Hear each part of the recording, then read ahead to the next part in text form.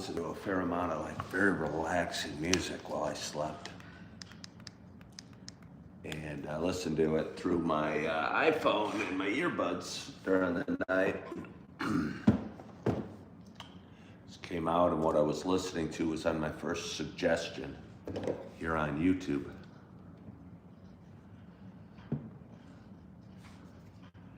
Sure if that looks like a real fire log or not. Now I'm on my fireplace video. And I don't know if you can see it very well, but that first log looks kind of fake.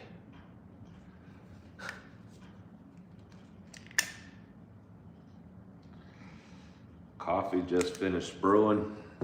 Got a couple things I want to get set up here. Then we'll get coffee and we'll get talking.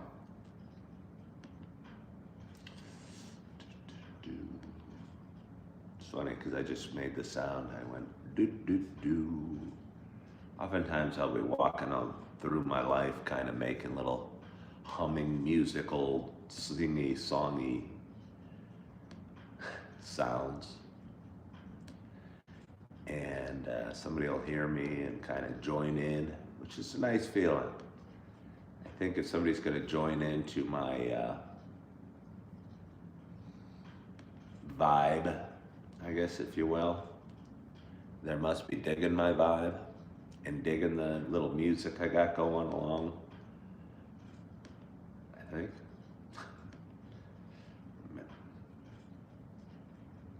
That's the way I'll take it.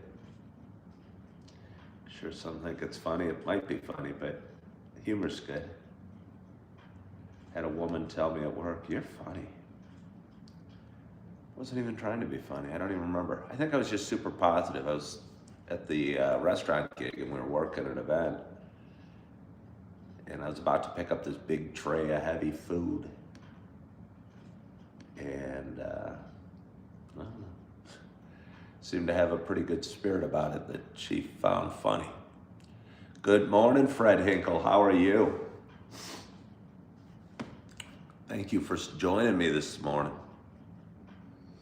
I think we might sit down at the table and drink my coffee this morning. Yesterday was nice sitting here. We had a real nice show. I don't know, maybe I like to mix it up. How much can I carry? I'll say. Here's this. Ooh. It's kind of pretty. I'd like to flip that on. Walk over here. Let's just put this down here.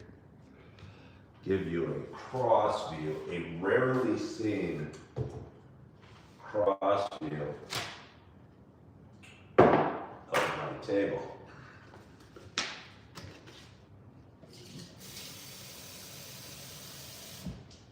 Oh yeah, that was a gift from the gentleman friend of mine who whose hotel I stayed in when I first moved here. I wouldn't really call it a gift as much.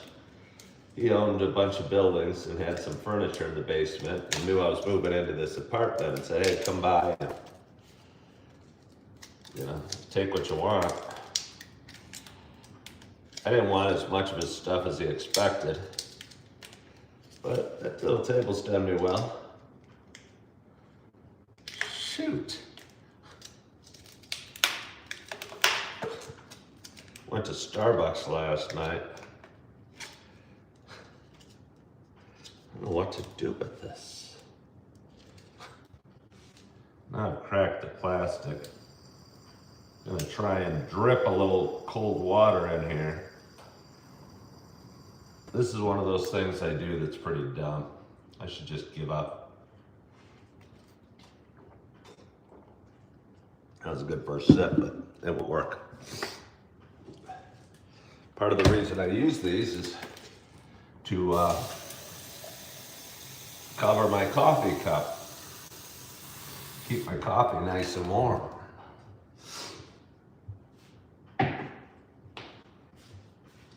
We drank out of Opal last night and had a wonderful or not last night, yesterday. I tell you, it's going to be hard for me. I was thinking about what I'm going to bring on my move and what I'm not going to bring. I might throw this cup out.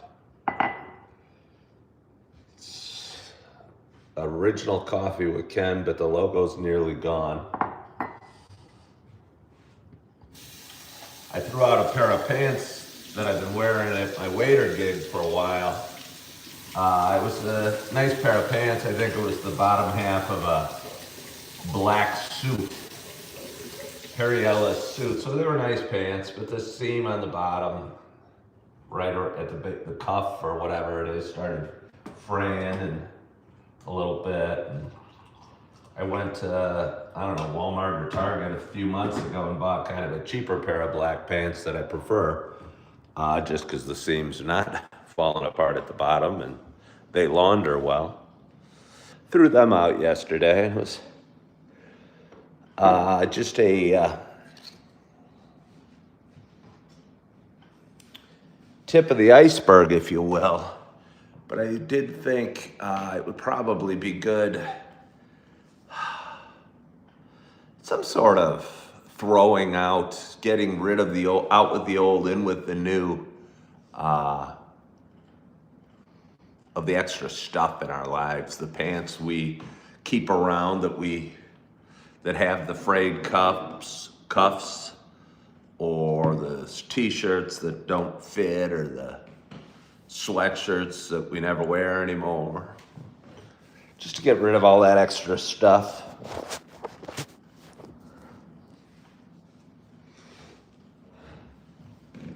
But a walk of 1,000,000 miles starts with a single step. And I took that first step yesterday. So a good morning. What do we got on here? I know we got Fred Hinkle in the house. Especially that weather is about to change. It's going to be cold to the 60s. What is that white piece of paper on my table? I do not know. Doodle something. I don't think I'm going to doodle anything. But again, good morning. Good morning. Good morning to you. My name is Ken Tracy, and this is Coffee with Ken. It is Saturday morning. It is on February 7th? I think it's February 7th. It is 5:58 a.m. Happy Saturday. This is a show I've been doing for quite some time.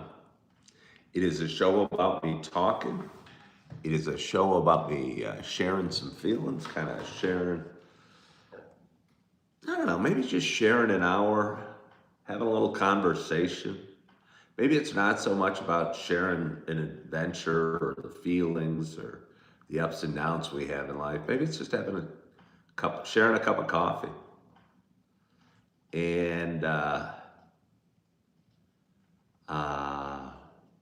because so many of us start our day, and I think probably so many of us may live alone, or if we're in a relation, we're married or what have you, maybe the husband or the wife doesn't get up early, and sometimes we'd have a cup of coffee and we'd like to not have it alone.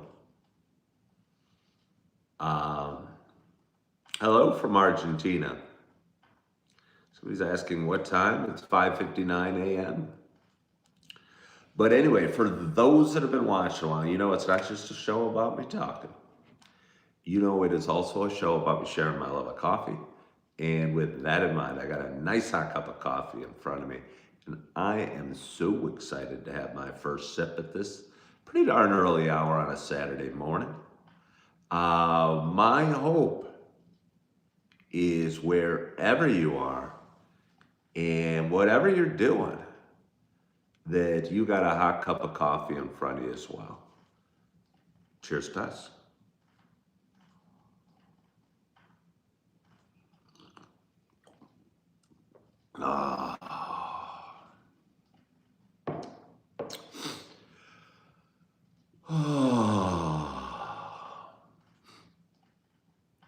Starbucks Sumatra. It's nice. Only have, I don't know, not nearly enough for a full pot left in my bag. I thought of dumping the rest in and making it super strong. I didn't do that. I might need to go to the store and buy one more bag of coffee. Somebody asked, why am I up so early? A few reasons. I tend to be an early riser. Secondly, my I work as a waiter sometimes, a bartender sometimes, and a substitute teacher sometimes. And I got up, or excuse me, I was called off work.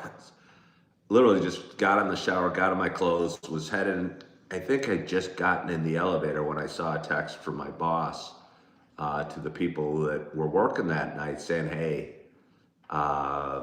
we don't have as many reservations as we'd expected. Who would like the night off? And nobody had responded, so I go, I'll take off the night if nobody else wants to. So I ended up not working. And it's funny because I'm going to be moving. I'm going to be relocating closer to my family and friends. And I live up in Appleton, Wisconsin. And I'm from Illinois, so I'm going to be moving back to Illinois in the next, in 1 week from today, honestly, which is kind of weird. But I've been putting my ducks in a row as best as I can on a real limited budget, honestly, with not totally clear plans in mind as far as places to stay and job opportunities. I mean, I've got clear plans. I'm formulating a plan about places to stay, but when you're on a tight budget, I can't buy a house, for instance, without being there. I mean, even when I'm there, I won't be able to buy a house, but even a long-term lease, and I mean, I haven't started work. I've applied to a bunch of jobs, but they're mostly bridge jobs. And I think if you're not living in the state you are moving, unless you're being recruited, I don't know, you're doing a job transfer or something, it's probably pretty hard to get employment.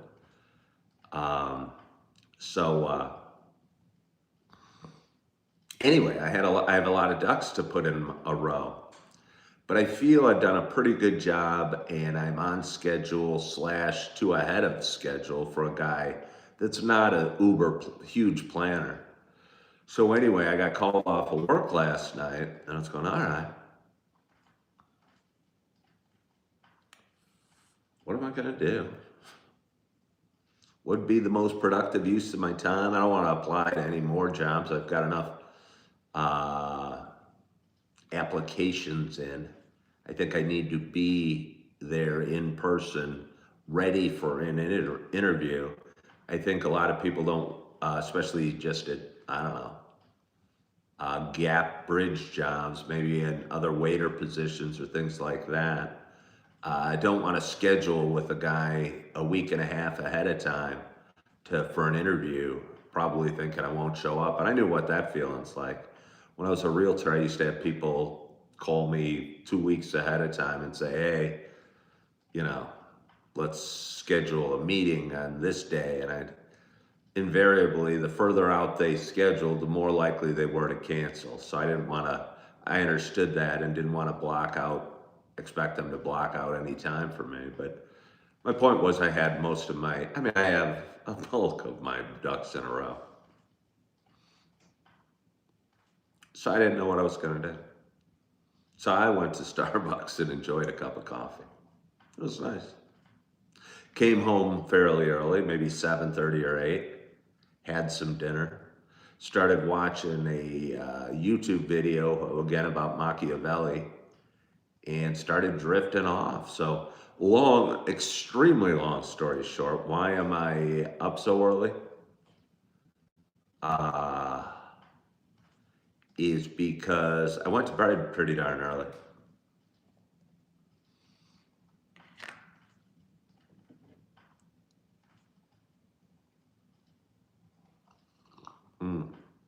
Thank you, Fred. Where am I from? I'm from originally I grew up in Downers Grove, Illinois. And my TV's not on fire. Want my coffee ground and brewed? I already have my coffee ground and brewed.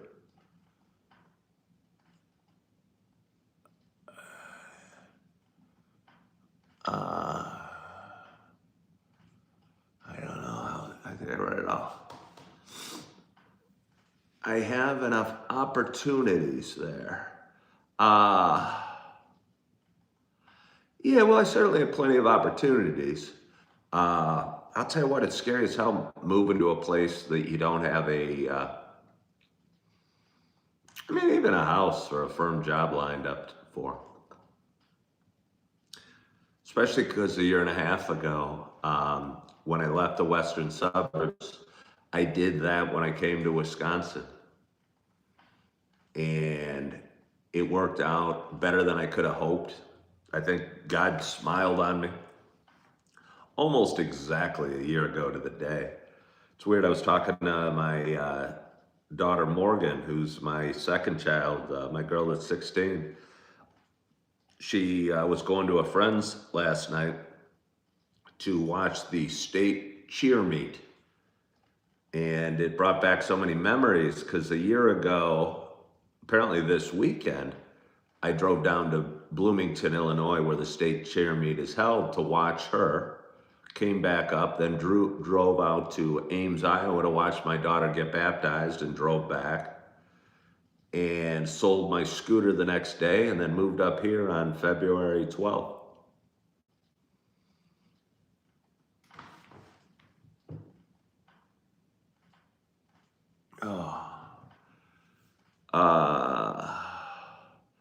Do I do Kenneth Brockman's voice on The Simpsons?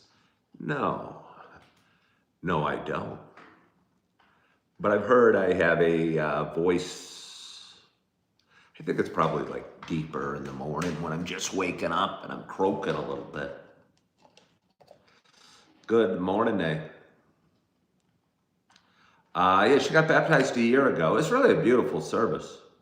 I was crying. I was sitting next to her mom, and we were both crying. She was super excited. She goes to this awesome church in Ames, Iowa. I forget the name of it, but it's super awesome. It's a Christian church, and it was filled with so much passion and faith and joy and love and celebration on this day, and music, and filled with college kids. It was just a beautiful service. So yeah.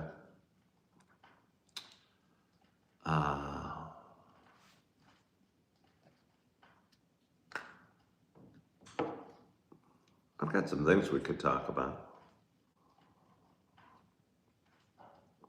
Just random little things. Or I could just sit here and drink my coffee and maybe put together a to-do list. Not sure what would be more fun for us. Good morning, Tara. Oh, it was great. It was a beautiful service. Again, I forget the name of the church, but I brought it up before I forgot the name to many people and saying, wow, if you want to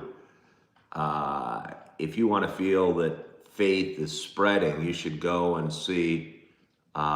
go to this church on a Sunday morning, because it's the youth of America, I guess, celebrating their love of Jesus or God, or just fully passionate about good stuff. Not what you'd picture at a college scene, and who knows what they were doing the night before, but honestly, who really cares? We were all young once. But it was a beautiful scene. Somebody loves the fire behind me. Good morning, Tara. The fire, I'll tell you what, I think it's nice to have a little ambiance in your home. Sometimes I'll put on the fireplace. Sometimes I'll put on some gentle music with pretty scenery, sometimes with words from the Bible. You have a great young adults group that goes to our church. What blew me away about this, Tara, was that it was probably 80% college kids. And I walked in and there was an usher, a woman roughly my age. And I was going, oh, I don't know where to go. And I told her, hey, my daughter's getting baptized today. And she goes, oh, you'll want to be in the front row, but you better get there in a hurry before all the seats are taken up. And I am telling you, I'm getting the chills. It was packed. I eventually found her mom in a further back seat, and she came and sat by me, and I think it made my daughter feel real good. And it was a beautiful day, for sure. Now she's off in Thailand.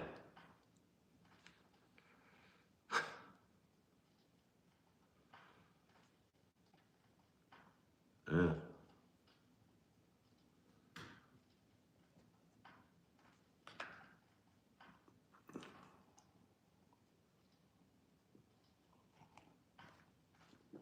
We seem to have a glorious audience this morning. It's always kind of a special show for me on Saturday mornings. Coffee with Ken started about 6 years ago on a Saturday morning. And for the first period of time, it was just a Saturday morning show that I do live on Facebook. So funny. Again, I remember I was feeling down. I went to the gym. I posted on Facebook, feeling a little down today, but at the gym getting a good workout in. Had so many people reach out and say, hey, Ken, I hope you're okay. Next day, I posted a video on Facebook of me sitting there drinking some coffee going, hey guys, just wanted to explain the post.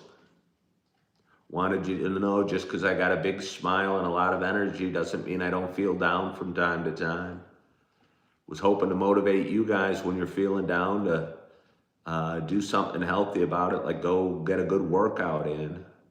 Appreciate you reaching out, but I'm okay. But I'm also just human. I was just feeling a little down yesterday. And so many people love that video. I go, what the heck? Let's try it live the next week. And I did. People started watching. People still watch.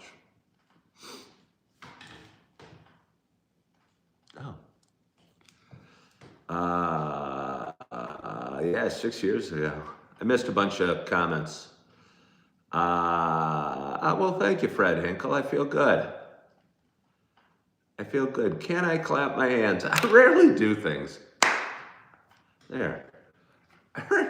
People often hop on and ask me to do a backflip or wish them happy birthday or say a prayer for them. Or I rarely do things just on audience demands. But somebody asked, can you clap my hands? I thought I could. I can clap my hands. Oh, wait a minute. Hey, Baldhead, is TTS enabled? I don't know what TTS means, but I appreciate you sending me, you sent me 40 something. I'm not sure what the 40 something is, but it looks like $40, but it's not $40. It equates to 45 cents. I wonder what, so I appreciate the gift just the same, but I'm wondering what currency does 40 of the currency equal 45 US cents? Well, thank you, Bob Ballard. I'm feeling good. It was 40 rubles. I'm drawing a blank. What's ruble? Is that Russian? Is 40 rubles Russian? You think it's an Asian currency? All right. Yeah, I didn't know. Thinking, holy crap. Somebody asked me to clap, I did, and they sent me 40 something. Turns out it was 45 cents. Yeah, rubles are Russian, okay. Well, doesn't seem like a ruble's worth too much anymore. I think they stopped making the penny here in the United States. Hasn't greatly impacted me. Probably seems prudent since a penny is not worth the metal that it is printed on anymore. Oh, somebody sent me a floating heart. I so appreciate you sending me a floating heart. By the way, I don't know if you see that pinned comment.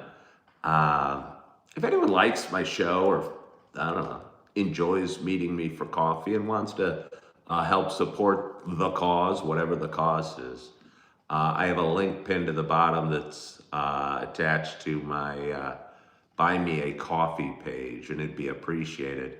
Wanted to thank my couple of viewers that helped support me yesterday. Opal, who is a kind woman, don't remember where she lives offhand, but a really kind woman that's been watching a while. And a gentleman named Chris, who goes by Apartment 420 on my show, and has also been watching a while. And I don't want to share Chris's personal stuff, but he shares it here. He stopped drinking while watching my show, and it's been about a year without a drink, and I'm very proud of him. So way to go, Chris, and thank you, both Chris and Opal.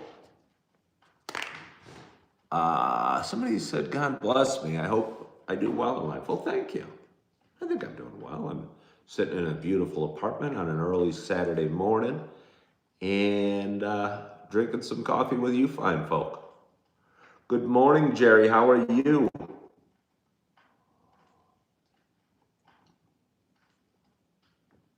Oh, that's so good. That is so good. Where were we? Was I going to do my to-do list? I might not even have to overly talk with you. I think I got my last W-2. The problem was I had 5 jobs last year. How many jobs did you guys have last year? Taxes. I got my last W-2 in the mail yesterday. And I'd like to knock that out early. I think it would reduce stress on me because I always worry about it. I'm way ahead of schedule because I know I'm going to do it on, it's through the Credit Karma app. I think it might be TurboTax or Intuit or I forget. But a few years ago, I was talking to a buddy about credit repair, and he said, oh, you should have a Credit Karma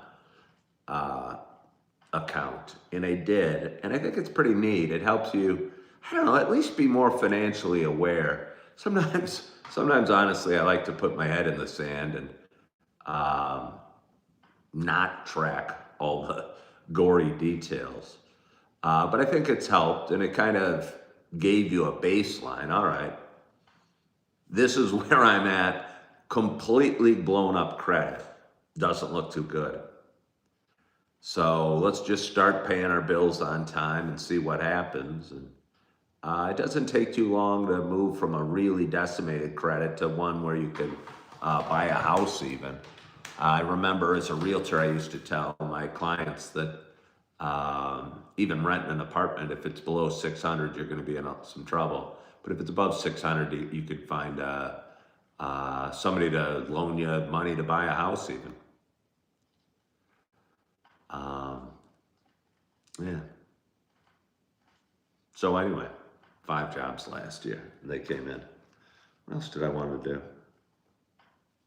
I don't have to work out. I probably will work out. Well, I'm going to do my Coffee with Ken show. We've already started that. I can almost draw a line through it already, and that's really why you do it, because you get to draw the lines through, and that always feels good. Should I work out? I only have a week left in my gym, I'm telling you. I told my gym yesterday that I'm going to be moving next Saturday, and I wanted to cancel. I've already paid up through the end of this month, which is good. I would hate to have canceled like yesterday and not been able to go back for in the next week. Honestly, that's one of the things that frightens me a little bit about moving, is finding a gym that feels right. And I was so fortunate to find this gym here in Appleton. I go to the Y, and it's reasonable. I don't even know, it might be $50 some a month, but it's an awesome gym that I can walk to. Probably won't be able to find a gym that I can walk to when I'm moving, but who knows? Am I Walter White? Have I watched Breaking Bad? I watched the first couple seasons, and that's it. Tara is a potter and a notary. You mean like a ceramic potter? Like you do ceramics? I'm not sure I've ever heard the word or the job, you're a potter. I've heard of Harry Potter.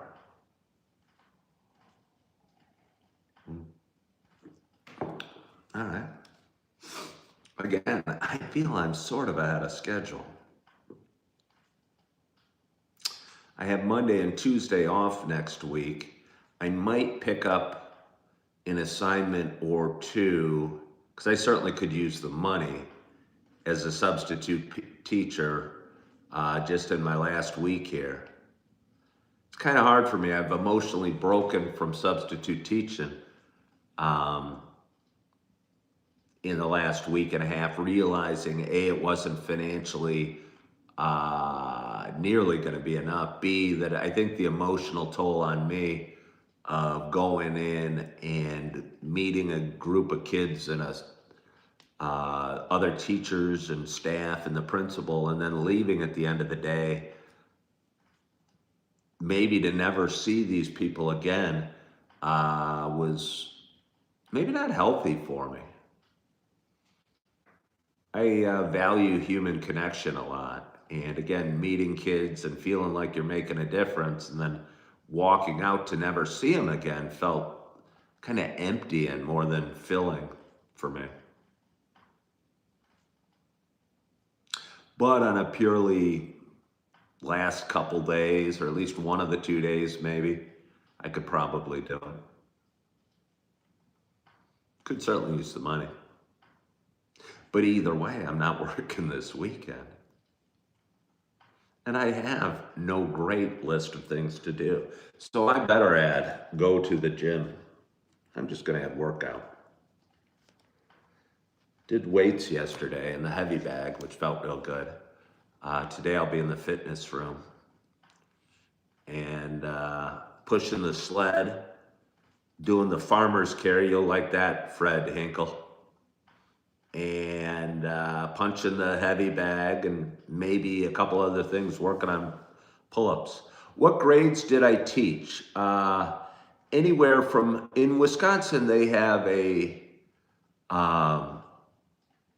grade called 4K, which is before kindergarten, like a pre-kindergarten. And anywhere from pre-kindergarten all the way up to high school are the grades I taught. Good morning, Jim Rat. How are you? Your kids love their school bus driver. Well, realistically, I got a DUI 6.5 years ago. So most jobs that involve driving, especially those that involve driving kids, are probably going to be sort of challenging for me to get. I often will have people hop on, and I'll tell you what, it's annoying as crap, and say, you should drive Uber. You should do DoorDash. I can't even get a job as DoorDash delivering. I kid you not. I applied. I mean, I was desperate for money a year ago. I had to, whatever. I don't need to go into it again. I couldn't even get a DoorDash job. I go, I haven't had a drink in 4.5 years. You're not going to let me go to a Burger King, pick up a Whopper and fries and take it to somebody's house? No, they're not. You are at Planet Fitness and your gym is your physical and mental therapist. Way to go, Gym Rat. It's 4:30. Did you go to bed?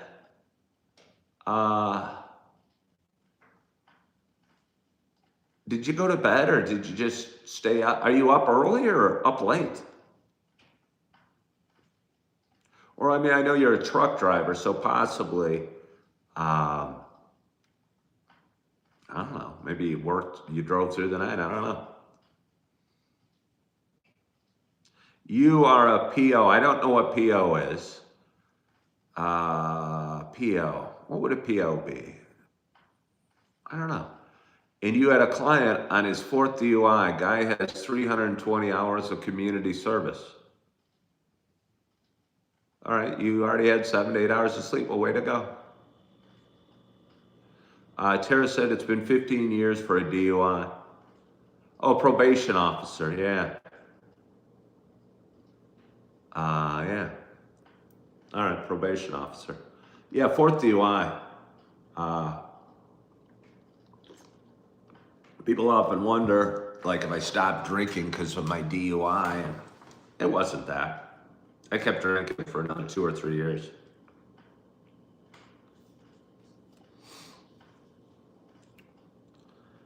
Let's see.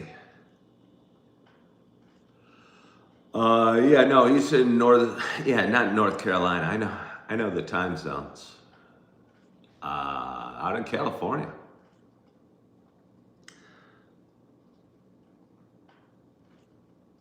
Almost want to talk about, again, excuse me. I think what I go through in life, like even little things like working with ChatGPT, that I talk about very freely on my show, I hope are of some use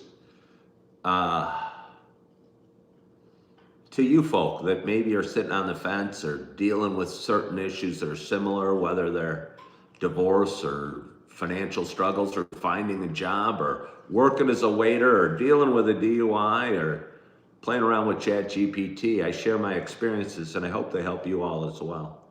One of your workers back in the day had 37 DUIs. Is that possible? I think in this day and age, they'd give you the death penalty. That's weird. 37. I mean, I think you're doing some jail time on maybe your second. I mean, your 37th? What was he, Ned the Wino on Andy Griffith? Even Ned didn't have a car. But he checked himself in and out of the jail.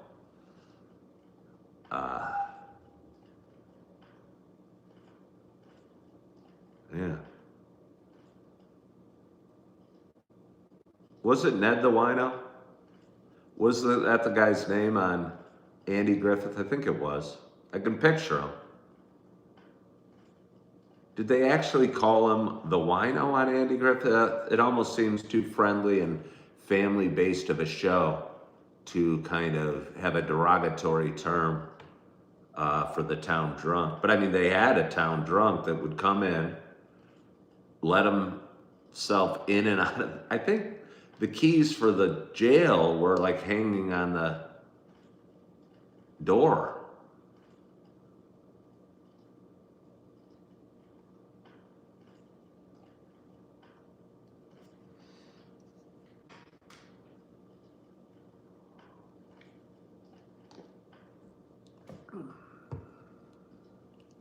He wasn't called the wind through.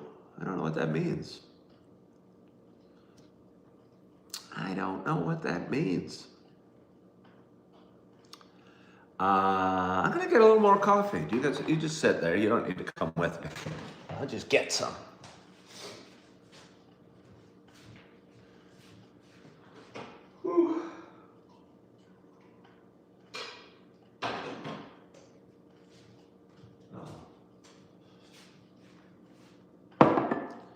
sun is just starting to come up behind me. I'm gonna miss that. It's so pretty. But there will be a sunrise wherever I land, and it'll be okay. Good morning, Jack Taylor. How are you today? Thank you for joining me on this Saturday morning. Jack Taylor, are you waking up a little earlier? Maybe now that you're older than 30, you're no longer in your 20s and partying late and dancing at clubs every night. You don't sleep in as much. Pretty soon you'll be like me doing a coffee show, talking at 5:30 in the morning. You don't want that, I'll tell you. Let's see.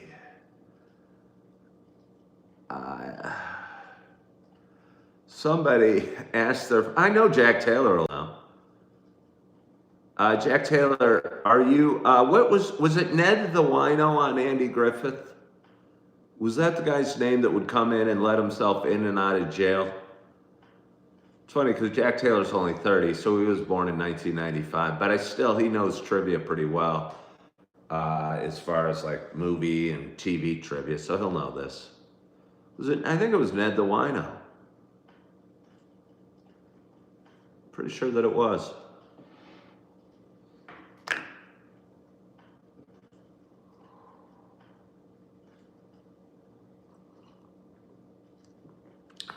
He says Andy Griffith is a blind spot for you. Well, I must say I'm a little disappointed with this entry, Jack Taylor.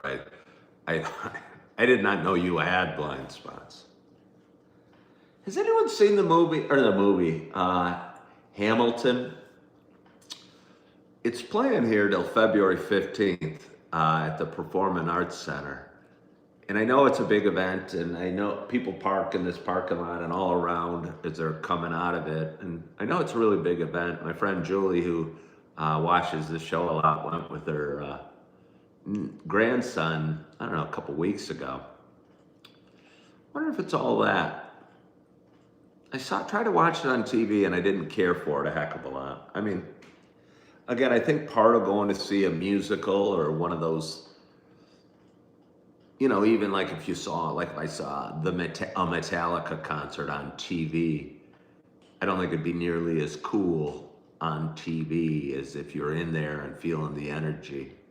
And it's probably a little bit the same with musicals. Part of the event itself is part of the draw, getting dressed up and doing something fancy and nice. Good morning, Craig. You are having Folgers coffee. Craig, do you know anything about the Andy Griffith show? Let's not talk about what coffee you're drinking. Let's go. How do you guys not know?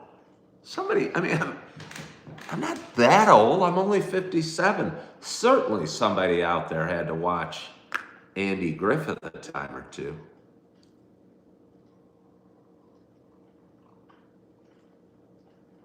Oh, that's nice.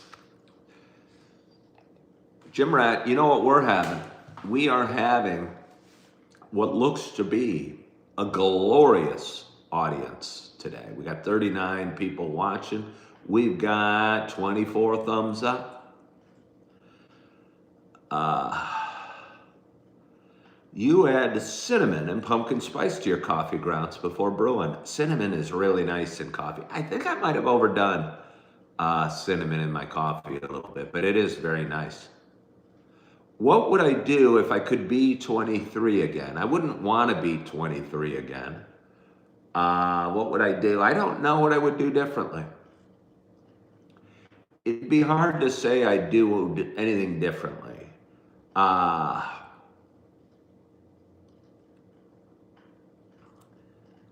All right, if I could, and I'd hate to, you can't go back in life and change it. And I don't think it's healthy to live with big regrets. And I don't even consider this a regret because it's just part of my story. But I think when I graduated college, I could have gotten a job at a lot of really big, good companies that paid a salary that I could have built a career around. But instead, I pursued what my brothers were doing as stockbrokers. And that sent me off in a trajectory that brought me here today. But I think I'm exactly where I'm supposed to be. But I have friends that have done very well that started off in jobs out of college in 1990 paying 30 grand and worked themselves up the corporate ladder or switch companies and are doing extremely, extremely well. And I think me becoming a stockbroker sent me on a path of career turbulence. I wouldn't want to be 23 again. No, I wouldn't want to be 23 again. Not who played the drunk. What was his name? I think it was Ned the Wino. I'm pretty sure it was Ned the Wino. Yeah, I wouldn't want to be 23 again. I don't want to go back. I've lived my life. I've had an awesome life with super cool experiences. But the thought of going back seems so exhausting. Good morning, AJ. How are you today? Thank you for joining. Somebody said stockbroker is a cool job. I wonder if you've done, I bet you've not been a stockbroker. It was just high pressure sales and a lot of stress and stupid money, but nothing I loved.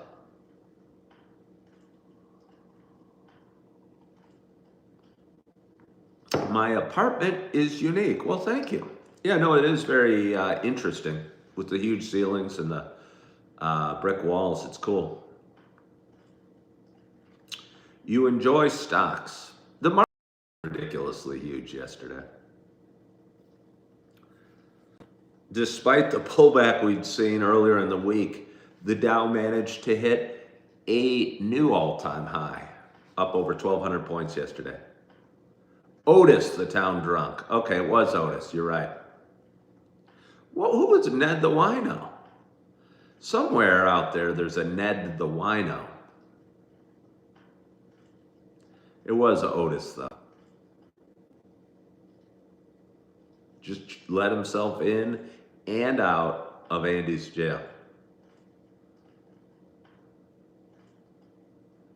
You work on heavy equipment. Sometimes you'd rather be in an office, but it seems very stressful, as you said.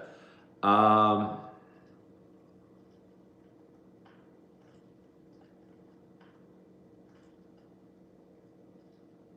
I don't know. I'm sure there's good and bad. And if you're working on heavy equipment, I'm betting you make a good living and you probably have good benefits and you're probably in a union and hopefully you feel good, like you're making a difference and building something or tearing something down, but being part of the greater good. Yeah, I'm sure there's a lot of people out there sometimes that wish they weren't in an office.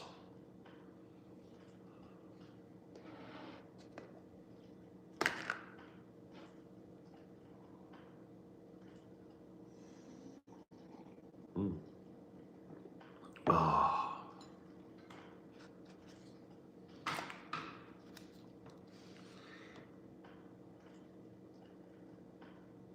I was talking about getting my W-2s and earlier and how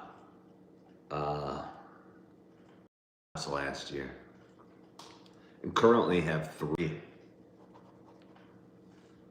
And how I really like to be able to focus in wherever I end up landing and finding one job that I felt really good about, that it could pay the bills, or good enough about that it was a good, solid bridge to tomorrow. And I think for me, I came to Wisconsin just about a year ago today, got working at Texas Roadhouse Automatic almost overnight, was working there, liking that, feeling good, making money, not a ton of money, and got recruited to a supper club in the area. And since then,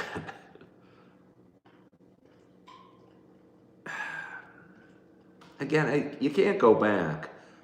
But the experience of going to Texas Roadhouse and working my ass off every night, I got really good at that job. And I only had one schedule to check, and I had a group of people I worked with every day that felt kind of family friend-like with. Was happy to see when they were working on certain days, and I was in there and they were in there. Some people I didn't probably like so much. I wasn't super excited to see them in there, but either way, that's life. But then I started working at this supper club at the same time. And I must say, life got a little more complicated, to the point that I was scheduled the exact same day at two of them at once, and had to make a decision. Left Texas Roadhouse, went to the supper club, got let go by the supper club a week later. And since then, I've been juggling 3 jobs. And I don't want to juggle 3 jobs. I do not want to juggle 3 jobs. Just keeping track. If you're working several jobs, it's hard to get good at any. It's hard to keep track of anything, hard to figure out, I'd like to get good. Good morning, 55. Good morning, Scott Baran. We have a glorious audience this morning with 50 people watching and 25 thumbs up. Thank you for joining me today. Do I like Taco Bell? I can't say I really like Taco Bell anymore. Used to be my favorite fast food place. Probably 4 or 5 years ago, maybe not even that long ago, they had a $2 menu, and they offered some sort of chicken wrap thing that was awesome for $2. But they got rid of the $2 menu, and now it's fairly expensive and fairly low quality food. But then again, McDonald's is low quality. Their chicken nuggets aren't the same. They're smaller and crappier. Their hamburgers are shrinking by the minute. They're evaporating. So I'm not sure what fast food I like.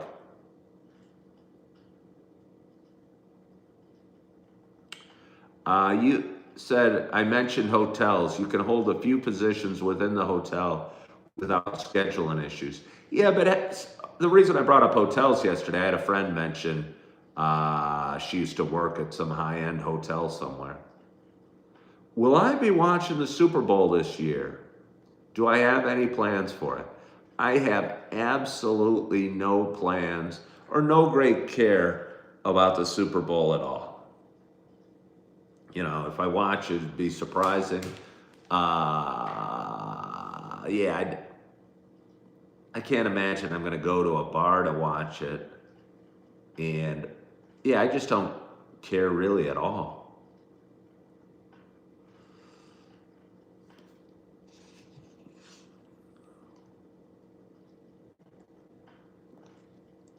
Oh, it's good. That is good. So anyway, for anybody just joining, please double tap the screen. I'd appreciate it. My audience grows a little bit every day. I've been doing this show for a while. I kind of talk about life and life's adventures. And if I had a focus, it'd be rebuilding after divorce, or I don't know. I was talking about ChatGPT about it yesterday. I was at Starbucks and I'm going, all right, we've done all we can about this move and about this job search. We don't need to do anything more. How the hell can you help me build Coffee with Ken?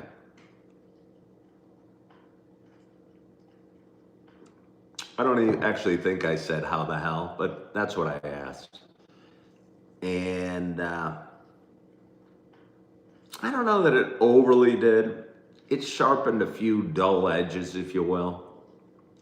I have 3 platforms that I mainly grow on. It's Instagram, TikTok, and YouTube. YouTube is by far my most important platform. It's the one I go live on every day. It's the one that generates by 90+% of my revenue. Not that it's about revenue, but it's where I do my show every morning, where you're watching me now, and where that fireplace is coming from. But over on Instagram and TikTok, where I have bigger audiences, I got like 35,000 people watching on Instagram and I think like 15,000 on TikTok. I post the shorts and reels that I make from my live videos. And they go on all three platforms.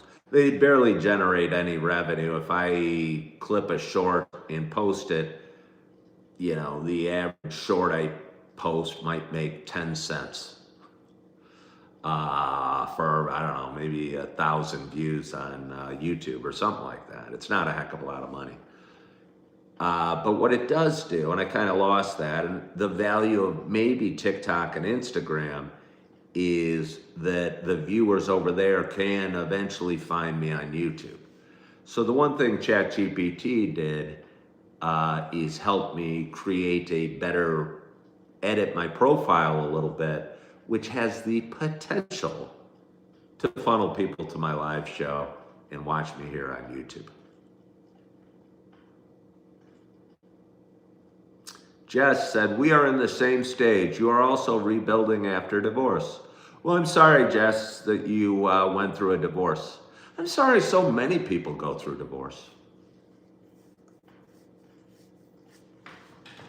Yeah. It has been a huge scar on a large chunk of my adult life. And I think also combined with the stock brokerage, I was a realtor at the time and led me to where I am right now because I always struggled with mental health issues, with anxiety or sadness or worry or fear or depression even at times. But I felt my first and both divorces like put me over the edge mental health wise and changed just, you know, worry into depression. And yeah, it really hurts. You stayed home 15 years. That's why you're in college. Oh, you're starting over. Yeah, you're in psychology, right, Jess? Way to go, starting over. I mean, but you're not like starting totally over. You know, your life experience, no matter where you land, Jess, will be of value and no matter what you do. But way to go going to school. Junior year. Where do you go to school? Are you doing it online? Are you doing it, going to a, I don't know, where do you study for psychology? I'm gonna get a little more coffee.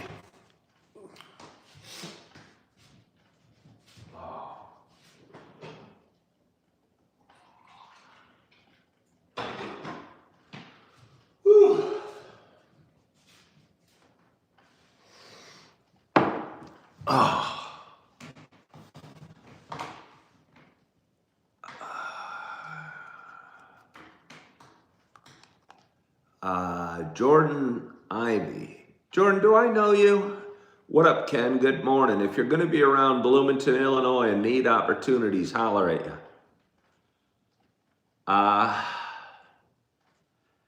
Jordan, your name's familiar. How do I know you at all? I appreciate your offer. But I'm usually a man of action. If somebody says that, I want to nail them down. I'm not necessarily going to be around Bloomington, but I am curious because your name sounds familiar.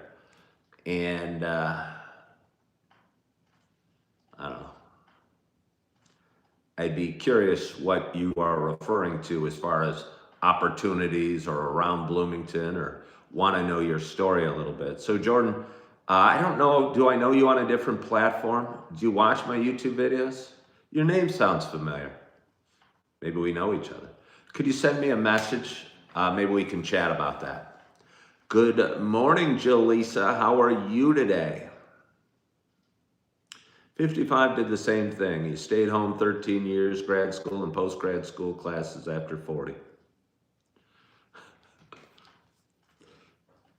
Not laughing at you, 55, but I had somebody watching saying, hey, I'm going to school at 35, you're never too late.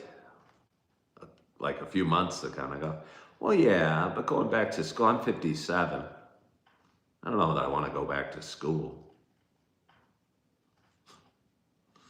Maybe it's not too late, but later than I want to go down there again. You go online at the University of Louisville in Kentucky. Well, very cool. You are a caregiver to my aging parents as well.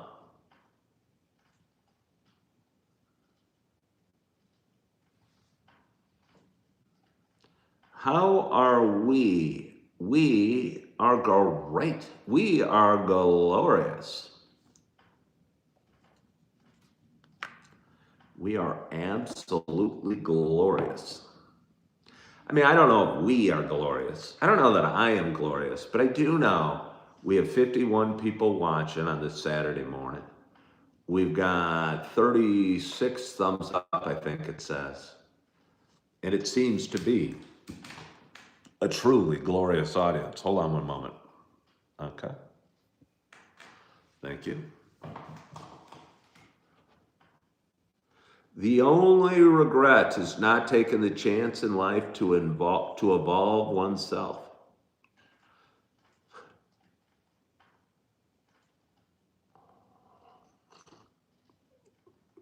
It's funny because you just put a bunch of emojis.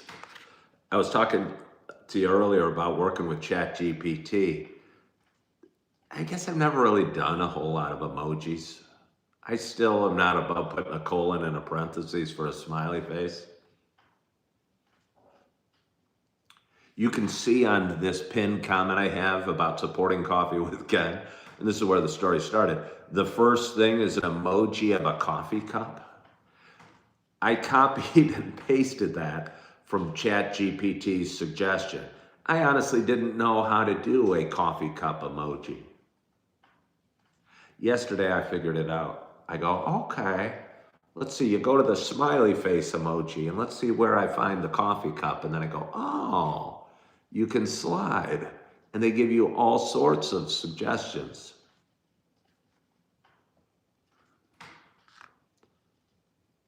All sorts of suggestions, not suggestions, options.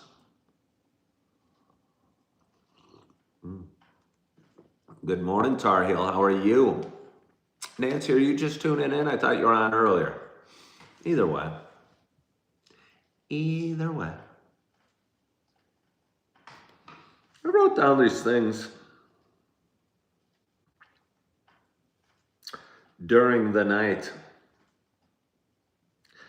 I posted a video yesterday, and most of my videos come from shorts and reels and TikToks. And I was talking to ChatGPT, as you do, you talk. By the way, ChatGPT can be a little long-winded. And I'll ask them a simple question, and they'll really go into great detail about like softening it and saying, now I want to take a slow look at this, in all honesty, and then write like a book. And I'm just going, well, how do you boil a pot of tea? They're so glad I asked that. It tells me a lot about who I am and what type of man I am and what's important to me. First, Ken, what you do, step one, you pick up the teapot. And then it writes this long description on boiling the pot of tea. And then at the end goes, now before you go and do that, let me ask you, how are you going to feel when you put the tea bag in and you pour the hot water in the cup? I'm going, crap, I was just looking for a yes or no answer. You just wrote a book and bored me to death and then gave me some weird huggy feely question at the end about my emotional status. And I'm going, why do you do that? And it's interesting because you can analyze them and say, why do you always ask a question at the end? Can you shorten up your responses? They say they can. I'm not totally sure they do. And they still continue to ask the question. And I'll go, well, there you did it again. And I think they're programmed to be conversational. But as a former realtor, I'm also programmed to continue the conversation. And I'll get on and want to know how to do a coffee emoji, and they won't let the conversation go, and neither will I. And 12 hours later, I'm still talking emojis with ChatGPT. It's really crazy.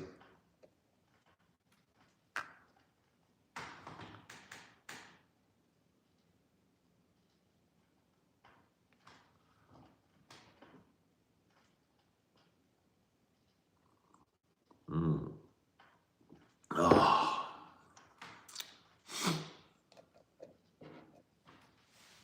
that's nice.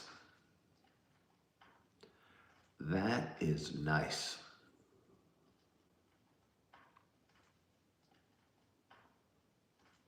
Oh.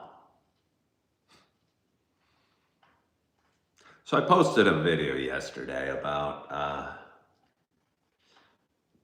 don't know.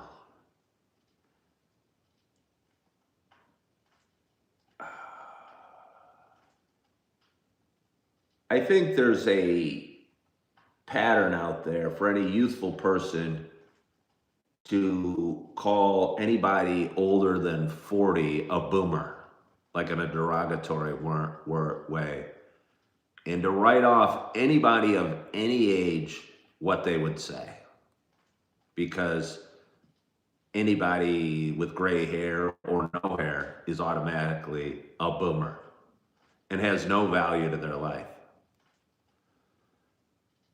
And honestly, I don't remember a time that was so clearly disrespectful to anybody older than you. I could really begin and end the conversation just there. Why this attitude is so messed up, because it's automatically insulting anybody of any age, because anybody's a boomer. But anyway, I posted a video about that yesterday, and somebody said, "Okay, boomer, you've been privileged, even though you won't admit it." Which maybe I am, I guess. I don't know why I've been overly privileged, or any of us have been overly privileged. But, which would be fine, but I responded during the night, I've certainly been blessed. Which I feel I've been blessed. But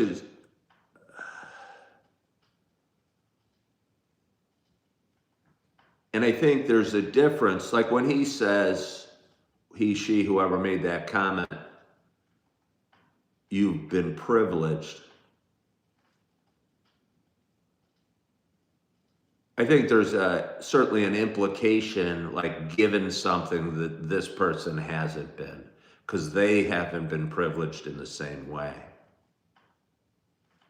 And I think that kind of encapsulates what I'm talking about a little bit.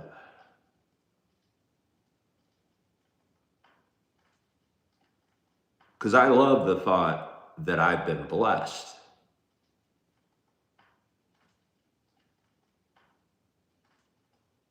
And I think that's a healthy, gratitude-filled way to look at all of our lives.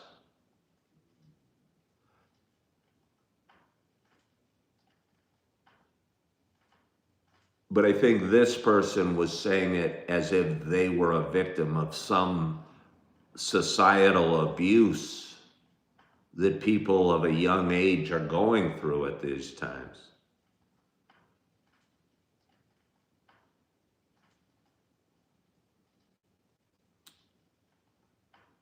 And what also is weird for me is, I'm struggling.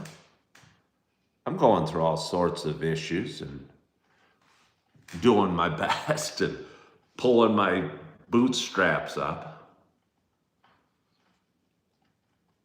I just vow to continue fighting. I'm not sure why these, I won't even call it younger people, but these people that throw out, okay, boomer, you know,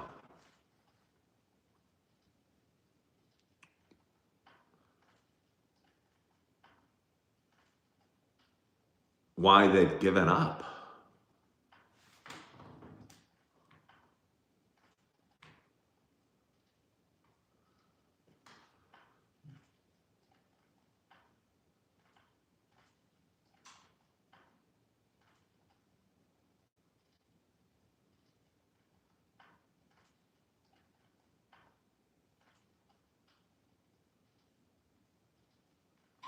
Jill said, you're the same age as me and life is a struggle. Good afternoon from Essex, England, Mick Gray. Good morning, Angela Delgado. How are you today?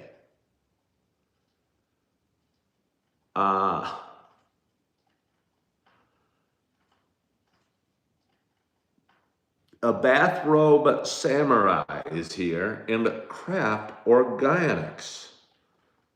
We have a lot of glorious people here, with 54 people watching and 45 thumbs up.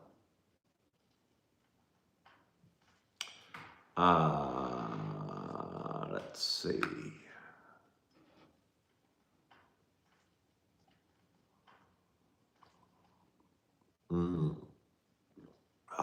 It's so good. That is so good. You're holding it together. I'm doing well. It's Saturday morning. It's bright and early. The sun's coming up. I am drinking a hot cup of coffee, and I have a glorious audience with me today.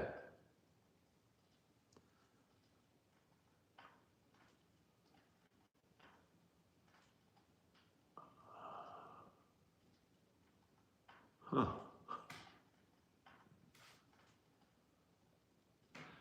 That's right, Scott Braun. Smash that like. If anyone would be kind enough. I go live almost every day from, roughly 6 to 7 o'clock Central Standard Time. Talk usually for about an hour, hour and a half, sometimes 2 hours. My audience grows a little bit every day. So if you'd be so kind to double tap the screen, I'd greatly appreciate it. I think it would tell the powers that be at YouTube to push my show to a bigger audience.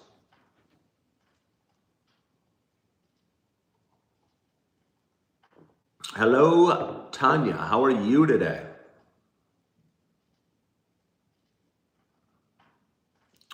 My show calms you down, dealing with life stress. It's funny. I told ChatGPT what people say about my show, and they say it's calming. So ChatGPT did not like my video about people that call other people boomer.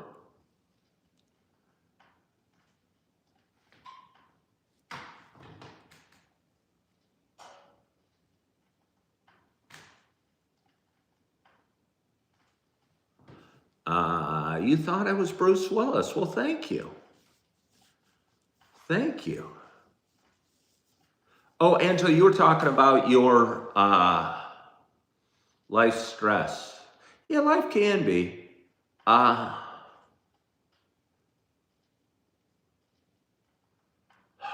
think life always is stressful. And I think, or not stressful. I think the whole issue is our mental attitude about any given day. Because I promise you, I got a bunch of stuff coming. And sometimes I'll wake up in the middle of the night and feel, oh my gosh, I'm stressed. I'm afraid. Is it going to work? Can I afford it? Will I find a job? Will I find housing? How's it going to work? Am I going to fit my stuff in my car? Some days, none of that even faces me. So it kind of makes me think it's all up here. No matter what we're facing, and believe me, I faced some really hard stuff over the last 5 years. you know?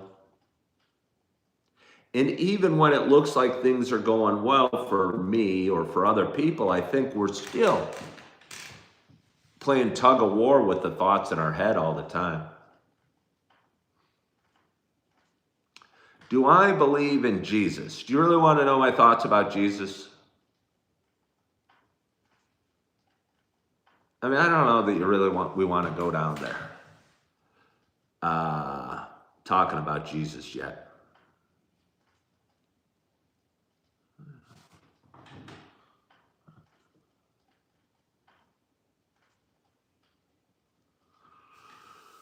Oh, that's nice.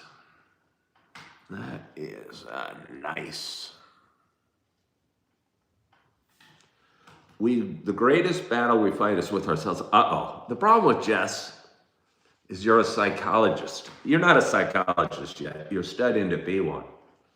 I'm always a little scared when I meet like therapists or psychologists.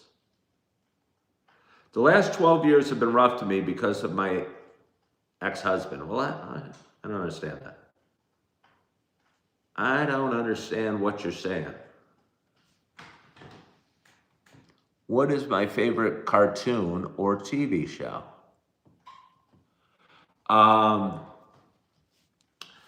My favorite TV show would be Seinfeld.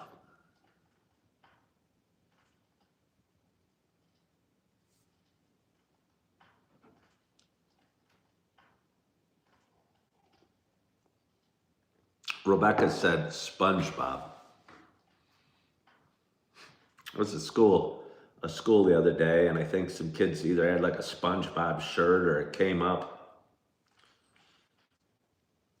And I've said this before. And Jack Taylor, if you're still there, I know you'll know the answer. Do you guys know what Squidward was? For those that like SpongeBob, Rebecca Tilley, do you know what Squidward was?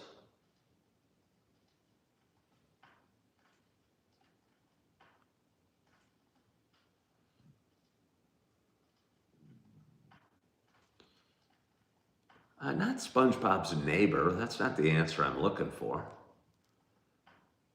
Somebody said you get 12 psychology students and you'll get 12 different opinions on the same thing. The only thing they'll agree on is you need more therapy. Well, I think being a psychology student would be cool because you're studying the human thoughts and mind. So I think it'd be pretty interesting.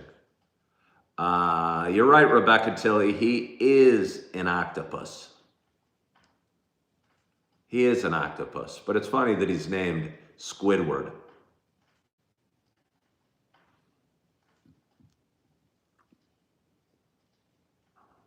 Somebody asked me, again, I have a lot of people reach out wanting to talk or me to be their coach or their mentor. And somebody asked me the other day about, well, do you think you should be giving advice? First of all, I'm not saying I should be giving advice. I'm being asked for advice. But anyway, they say, should you be giving advice with all the problems you have? I promise you that therapists and psychiatrists and psychologists all have issues. And if you think doctors don't have a perfect diet or don't abuse drugs or alcohol, you're wrong. So nobody's got it all figured out, and I think that's an important realization in life.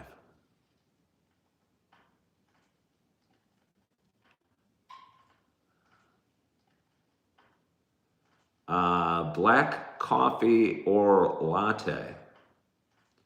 Well, I'm certainly not drinking a latte. I'm just going over there grabbing some coffee out of my cup periodically. A little latte sounds kind of fun, though.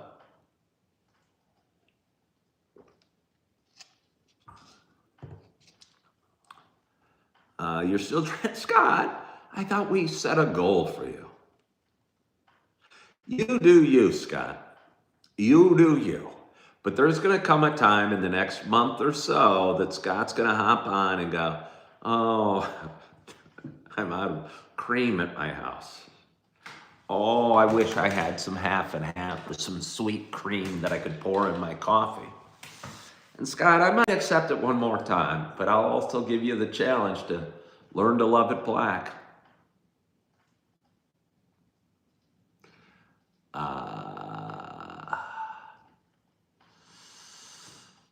What else did I want to talk about?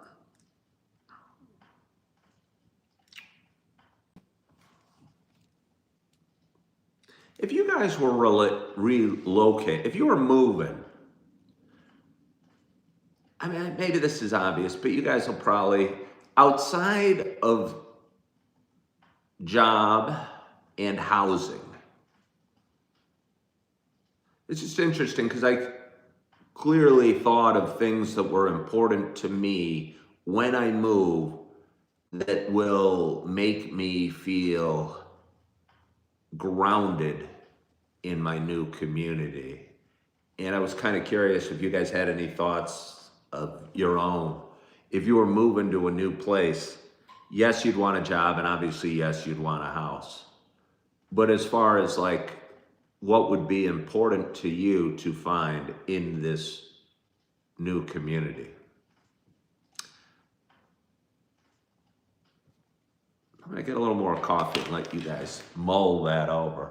Again, a glorious audience, 54 people watching and 49 thumbs up. Oh.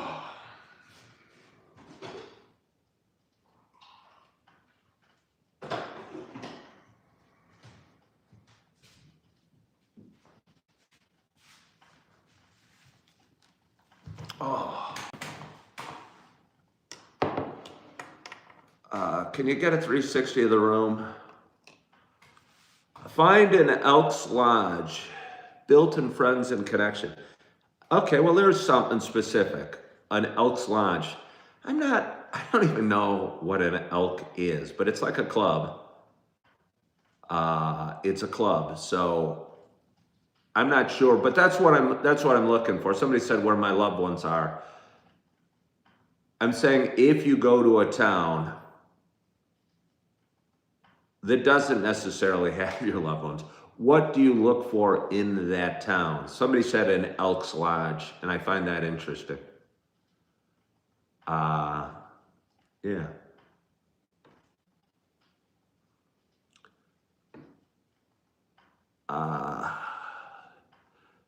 Nice restaurants. You like to eat out. Quiet setting.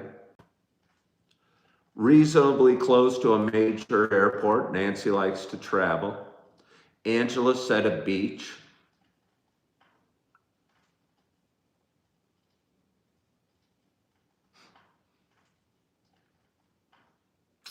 For me, what will make me feel comfortable after, of course, a job and a place to live.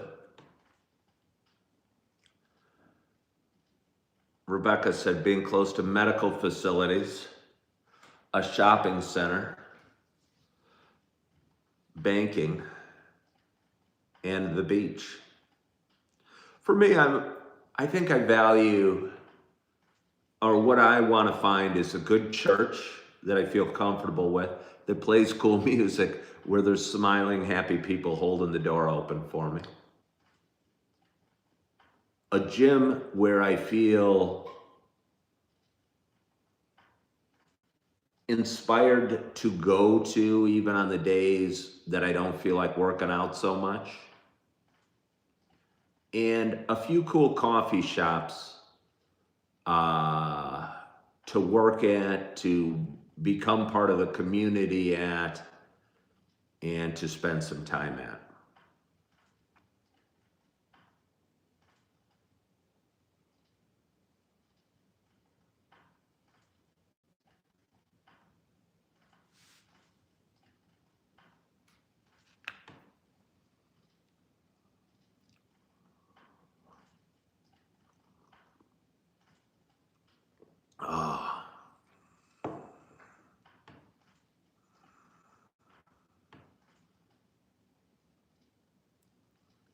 Jess says, friendly people.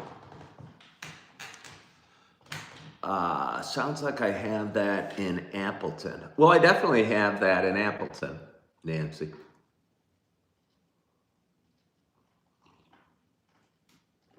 Undersky believes in Joe Hendry. I don't know what that means, Undersky.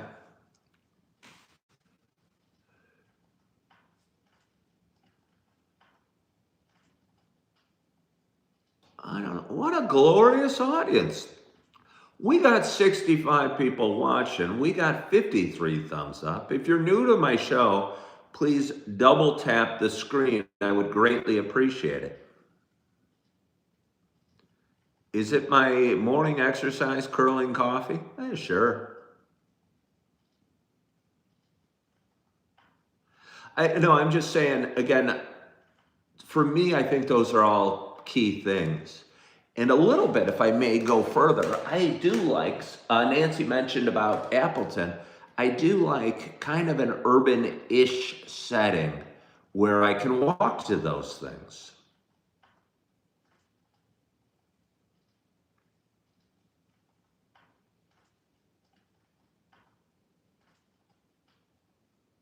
I think I enjoy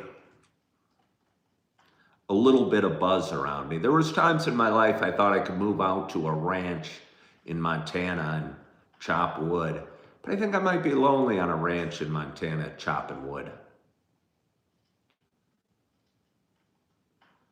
55 said, you guess you would lean on coworkers for a bit until you found your people. Yeah, but I think finding your people, again, for me, where I go, I'm looking at options, but I very well might end up waiting tables.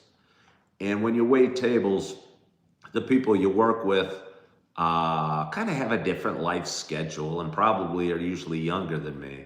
So I'm probably not going to hang out with a ton of my coworkers if I end up waiting tables. But I can find my people probably either at church or the coffee shop or the gym, maybe.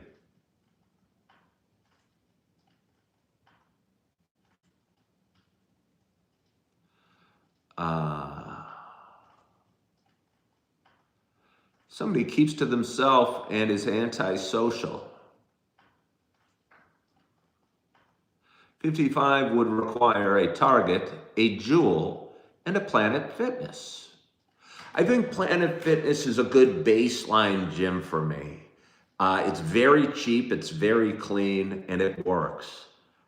I'm hoping for something a little, like again, I think I was really fortunate to find this Y in Appleton that had a fitness room. It kind of invigorated my whole workout because now I can kind of alternate days between lifting and fitness room, which is punching the heavy bag and pushing the sled and doing weird rope things and doing all sorts of crazy things. And it's made it a lot more fun. The house sniper said, the housing crisis is getting worse where you live. So many people living in cars where you live and all have full-time jobs. The rent rate is 0.1%. Well, I doubt the rent rate is really 0.1%. And I doubt that all these people living in cars have full-time jobs. But where do you live, Sniper Pro? You say Park District for school pools in the summer.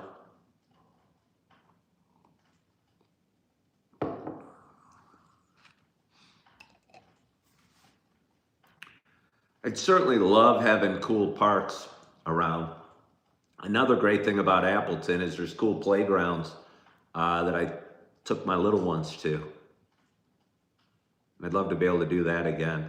But again, just for me's sake, coffee shops, gyms, and churches are happy places for me. If it's the right scene at the church and the right scene at the coffee shop and the right scene at the gym.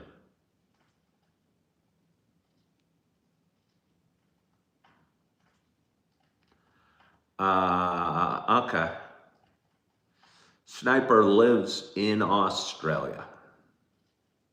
All right. You'd like a nice trail or bike path system for running. That's a good idea, or not a good idea, but good thought, Nancy. You're right about that. I would like a body of water, like a decent sized lake to fish.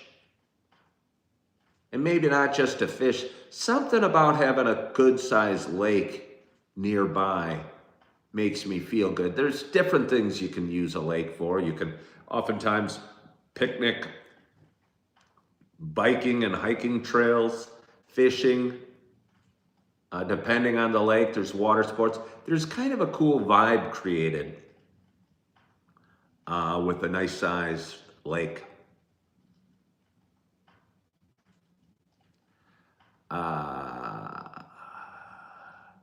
Kelly says, you have to say, Ken, you like how chilled my live is. You came across so many different people on live and wow, you couldn't relate.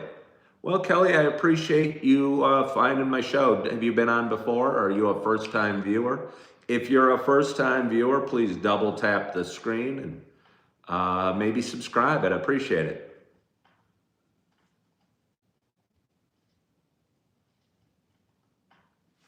Well, hold on.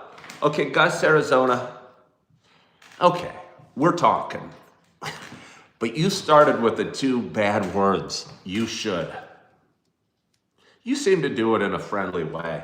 But yeah, I don't want to check out Arizona. I'm not going to Arizona. I'm going to be closer to family and friends. And I don't know anybody in Arizona. Plus, I don't really love the desert. I don't really love the desert.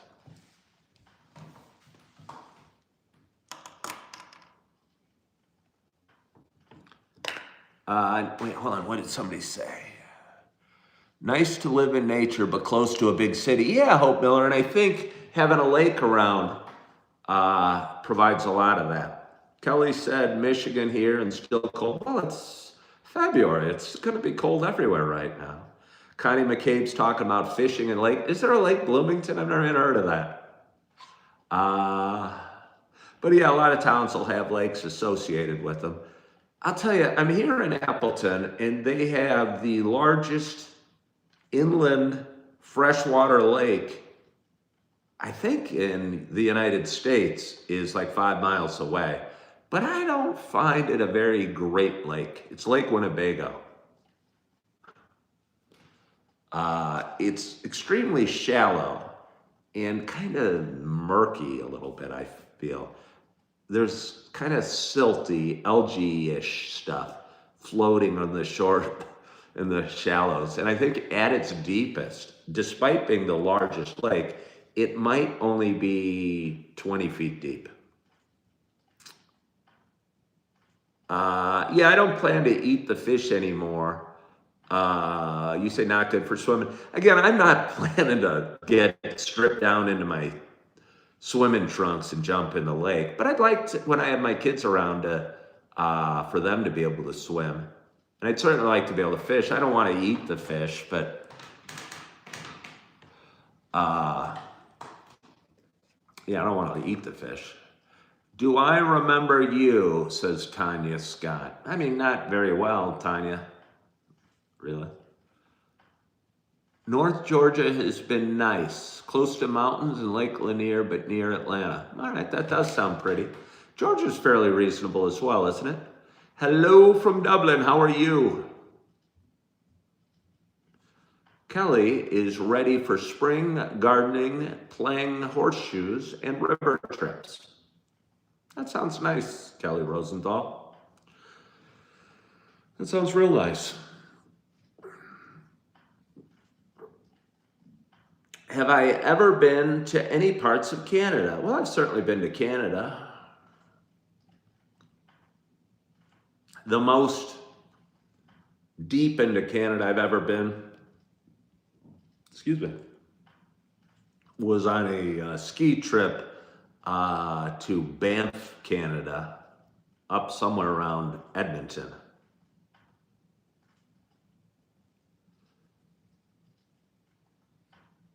Do I have a favorite Super Bowl memory? I mean, I'm sure the Bears winning the Super Bowl was my favorite. You were a young mom and your daughters are adults, so your life is open. Well, Kelly, that's a wonderful feeling, I'm sure. I mean, I wasn't a young mom. And My daughters aren't adults, so I don't really connect to those feelings. But I hope you enjoy your open life and everything, all the good things that await you.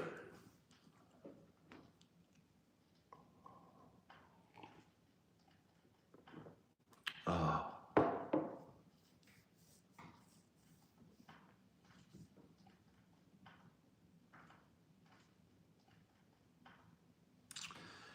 I was talking to a woman the other day, and she had a tattoo of a ring around her finger.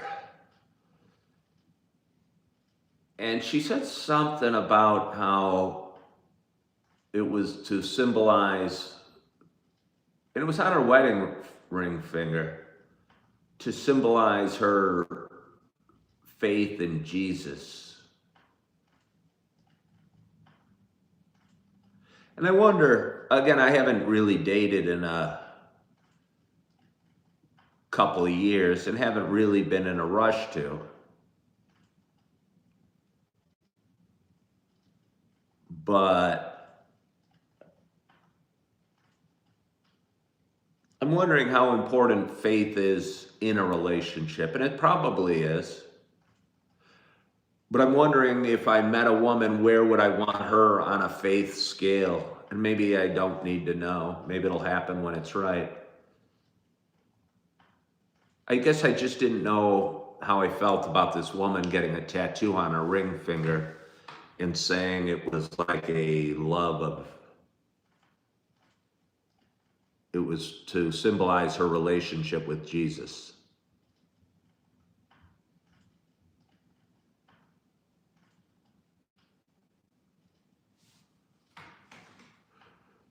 Schadenfreude doesn't want to be with a Bible beater.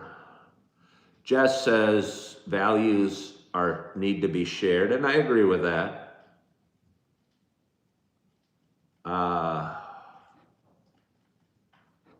Yeah. 14 marathon. I haven't been to Four Lakes in a long, long time. Probably 3 years. You said you were going to watch the skiers. It's kind of a neat, it's neat that Four Lakes has the pub and the ski hill, for sure. I hope you have a nice day there. Not all faith-based living women beat Bibles. Okay.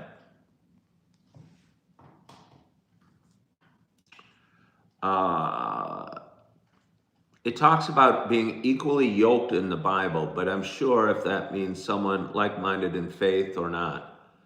Okay.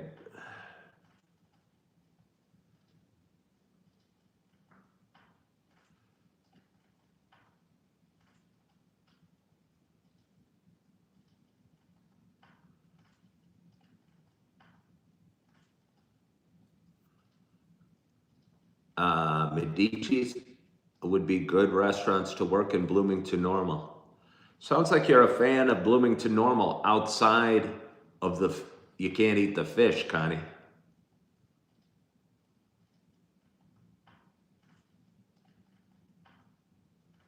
You definitely want faith-based woman. They live a life trying to walk in Christ, so they aren't doing anything to go to hell. I think, and I think faith's important. Again, it gets me through a lot of hard times, but I'm not totally sure where I feel. I don't even really refer to myself as Christian.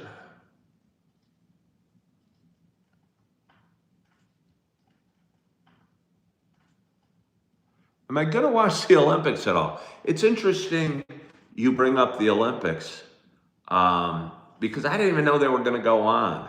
But on TikTok, if you go over to TikTok, there will be some ads for like the Olympics. And it kind of gives me a warm, fuzzy feeling that they're going on a little bit. You think it's unfair, hold on, to say that a woman can't be good without faith. Glorious Saturday morning. It is an amazingly glorious audience.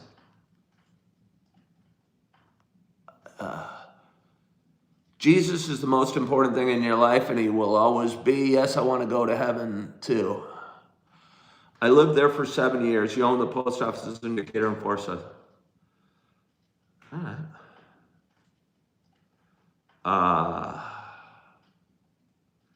Incognito doesn't protect me.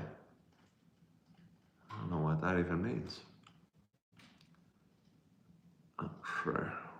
Hello, you shadowed. How are you? How are you? We got 60 thumbs up. Somebody sent 100. What does that mean? Oh, look at that. Who is that? Stevie K Official. I missed you, Stevie K Official. I have missed you.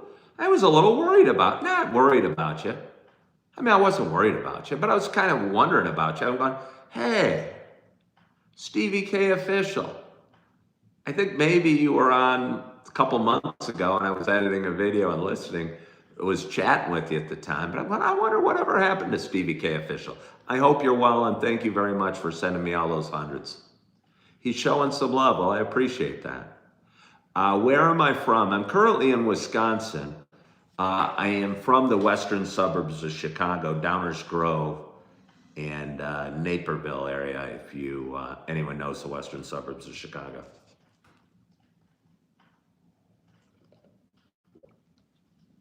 Wow, what an amazingly glorious audience. Saturdays seem to be good opportunities for very glorious audiences. Well, I mean, that kind of makes sense. A lot of people go to work on Tuesdays. So if I'm talking at 8:30 on a Tuesday, most people are probably getting ready to go to work. And I may or may not be. If I'm substitute teaching, I'm already in class. If I was waiting tables the night before, I'll probably be going Tuesday morning. Let's see. Okay. Or sleep. Well, Rebecca Tilley, because you're from Australia, in your case, you are often asleep at that time. You're saying a true Christian woman should be a good choice in relationship. Yeah. Again, I'm not totally sure. I guess what I'm saying is I don't know how I felt about this woman who had a tattoo on her finger to show her love for Jesus Christ.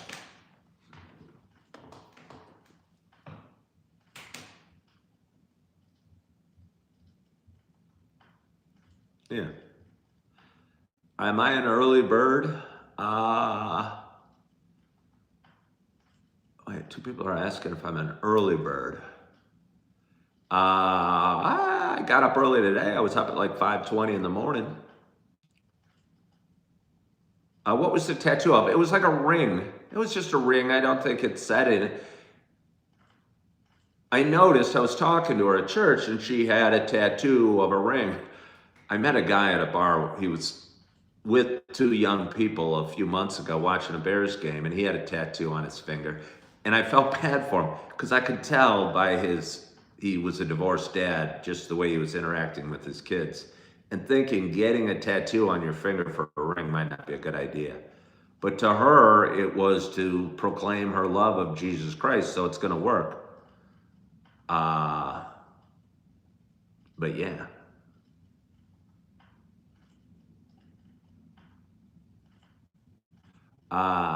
Let's see.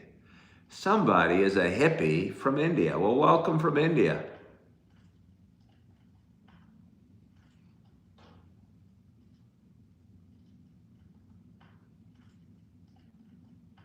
Uh, 14 Marathon says that's on. I don't even remember what's on. Oh, that the guy was divorced and had a ring tattoo? I wouldn't trust tattoos. I mean, I don't have any desire. We don't need to talk about tattoos. Well, this turned out the faith question and relationships brought up a good amount of conversation. So I like that. I have a follow-up to that.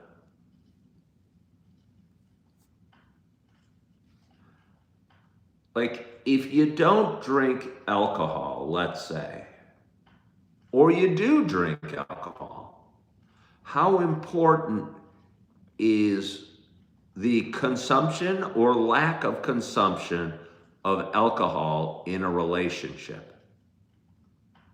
If you are a non-drinker, would you be okay with your husband or wife drinking? And if you were a drinker, would you be okay if your husband or wife didn't drink?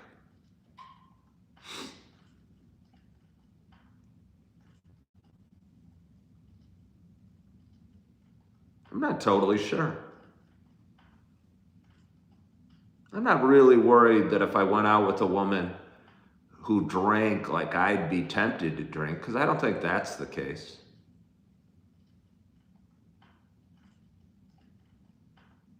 But I certainly wouldn't want my wife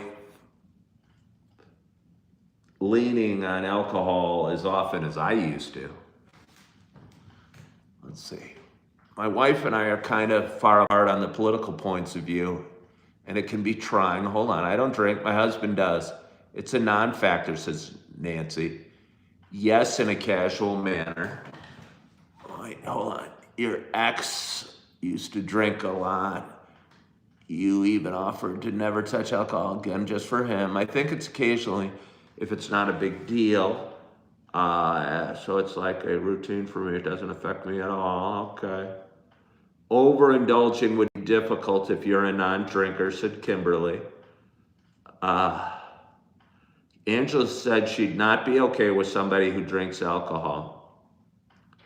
A little bit for me is I don't have enough options that I want to remove 70% of or 80% of the women out there that will have a glass of wine from time to time.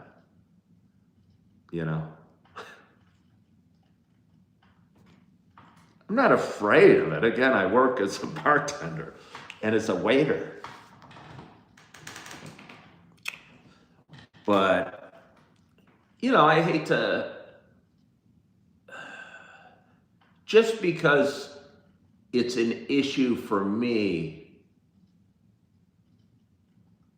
drinking, doesn't necessarily make it an issue for other people.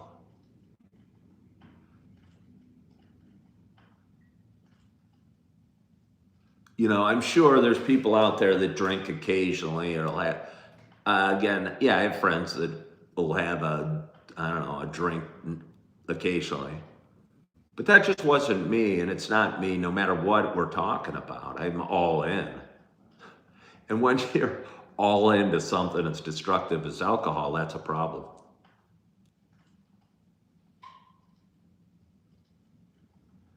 If it changes who they are, then no.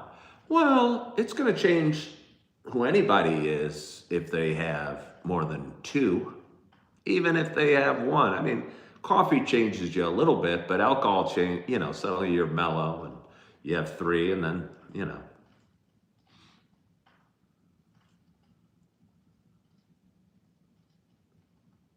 Angela cares about the future guy's liver.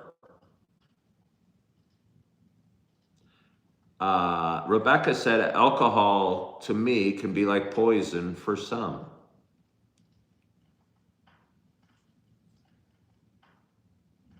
Anger or bad choices. Yeah, well, the worst choice is having 10 more drinks.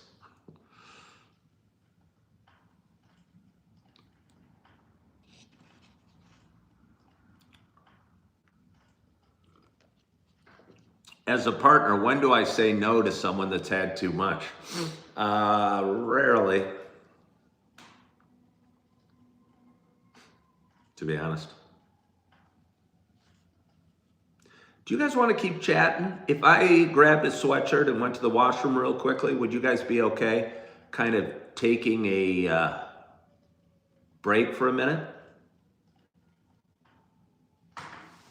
Well, I'll just try it. I'm going to get a sweatshirt and go to the bathroom real quick. I'm just a little chilly and I might have to pee just a little bit. So I'm gonna leave you with this setting. We're gonna take an intermission. And Michael said he's done. All right, well, all right. I'll be back in a minute.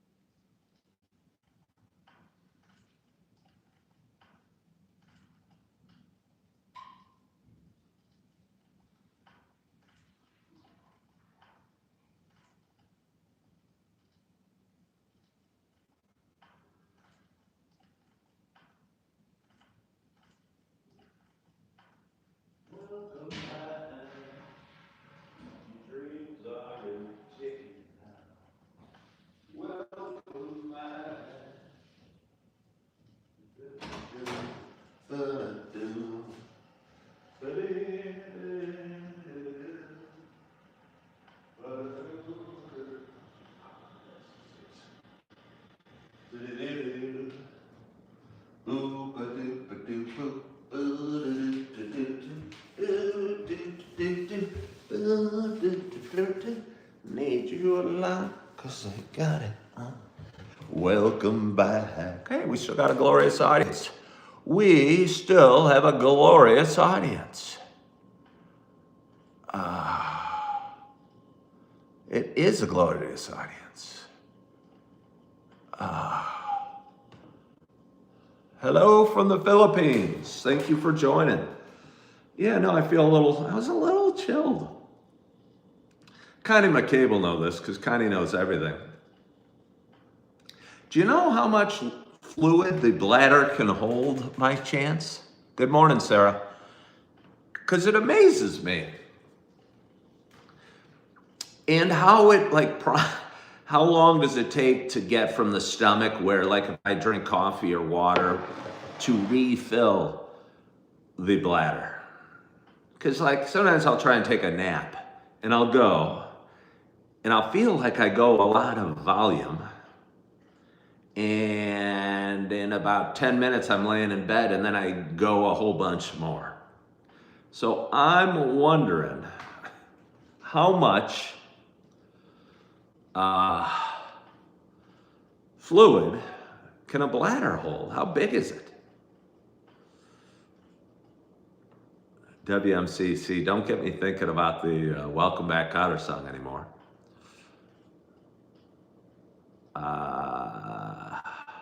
Do I drink a lot before I sleep? I mean, maybe. I mean, I've drank a lot right now. I've had several cups of coffee and, this much water.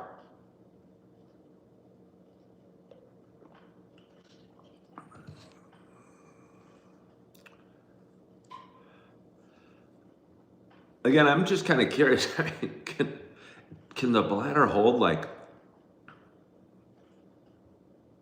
it probably can't hold a half a gallon, but it certainly can hold.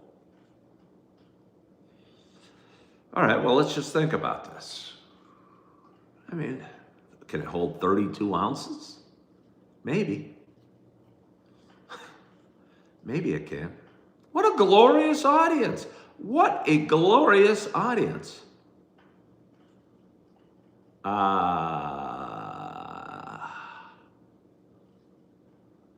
Bladder control diminishes after giving birth. I tell you what, it's good to be a guy for a lot of reasons. One of the best is because we get to pee standing up.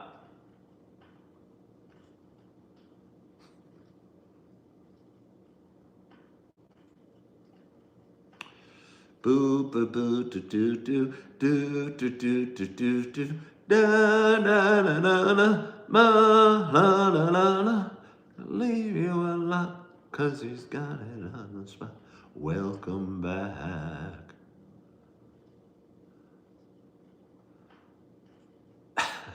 Jim Rat, peeing standing up is truly glorious. And it's not just the standing up.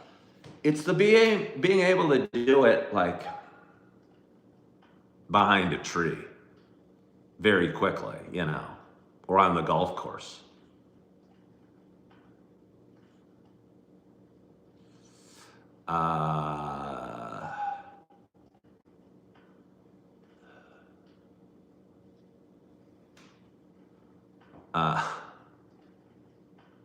Write your name in the snow.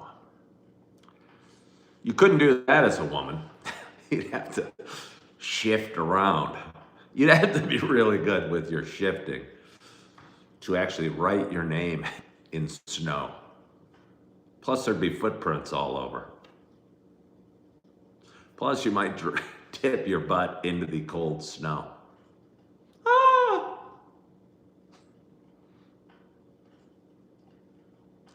Do boop a do do do do do do do do do do do do do.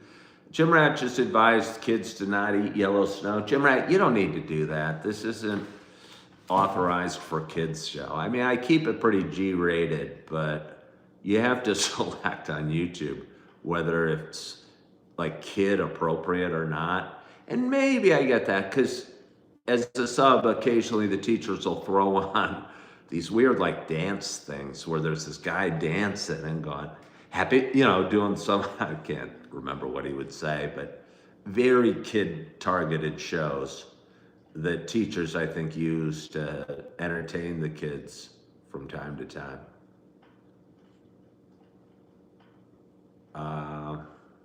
Yeah. And that would be like a kid focus show or Miss Rachel.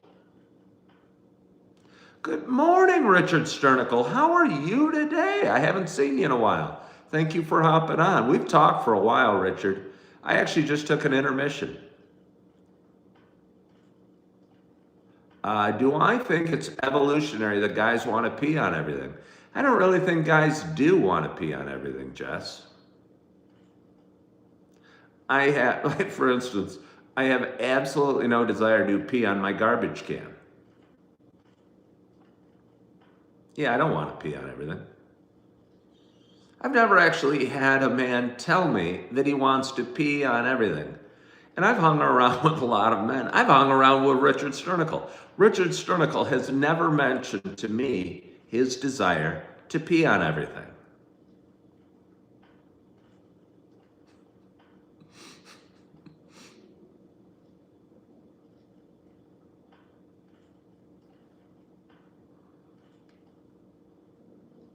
My tummy's rumbling. Good morning, sad man. How are you? Why all this talk about urine? Well, I'll be honest, because I took an intermission just now and had to pee, and I got a sweatshirt. So I came back, and I was wondering how much volume in terms of liquid volume, a bladder holds. Because sometimes I'll go to the bathroom, try and take a nap, and then a half an hour or 10 minutes later realize I've got more peeing to do. And be shocked at how much is in there. Boo, do, do, do, do, boo. What's for breakfast? I tend to not eat breakfast. That's how I stay so fit and trim. No, I'd like to lose about 10 pounds. And I think the easiest way to regulate your weight, even if you don't lose it, is just not eat in the morning. And I'm kind of hungry right now, and I've probably been hungry for about an hour. And if I go 3 or 4 hours in the morning being hungry, I lose weight. Boo, boo, do, do, do, boo, do, do, do, do. We need you alive, 'cause we got it on us. The average adult can hold about 2 cups of urine. Okay, Sarah, I appreciate that. I assume you Googled that. So if you relieve yourself 2 cups of urine, is there more fluid in your stomach, I imagine, that's getting processed and going back into the bladder? Because after relieving yourself, especially if you drink coffee and water like I'm doing here, uh,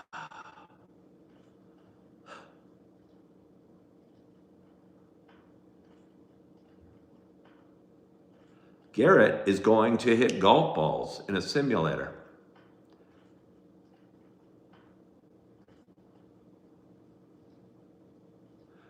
20 ounces is more than 2 cups, Cody. Yeah, 20 ounces is more than 2 cups. Yeah, no, I've certainly, you've been on a road trip. How's my golf game? I don't know. Okay, well, Garrett, are you new here? I don't remember your name, but I appreciate you asking about my golf game.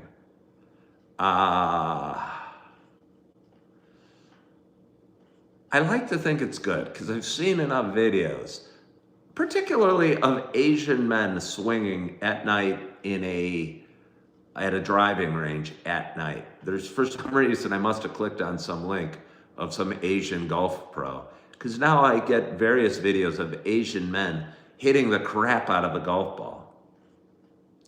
And by watching those videos, I like to think my game is really ready for the course because it looks super easy. My thought right now is I think I begin the downswing with my arms from watching these dudes swing. That's what I've analyzed. And what I'm going to try and do is get my hips moving to the target. That's my swing thought right now, is start the downswing with my hips moving towards the target, creating lag that I've totally lost in my golf swing. I used to be able to hit the ball far away. I'm tall, I'm athletic enough. And for a while I stopped hitting it with any authority, and I kind of thought it was because I'm aging. But I don't think it's from age. I'm still strong and flexible. I think it's from totally crappy form. And I think I come over the top and just kind of do an arm swing like that. I don't know that I'm doing that. But I watch these dudes hit the crap out of the ball, and I think they start the downswing with their hips. And not turning them as much as sliding them forward a little bit, shifting them forward. And that's what I'm going to work on.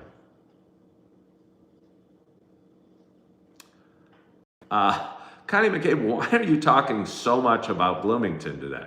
Suddenly you become the mayor of Bloomington today. That's like your 10th comment about Bloomington today.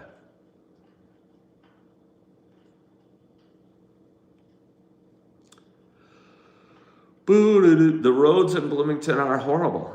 Why are we all talking about Bloomington?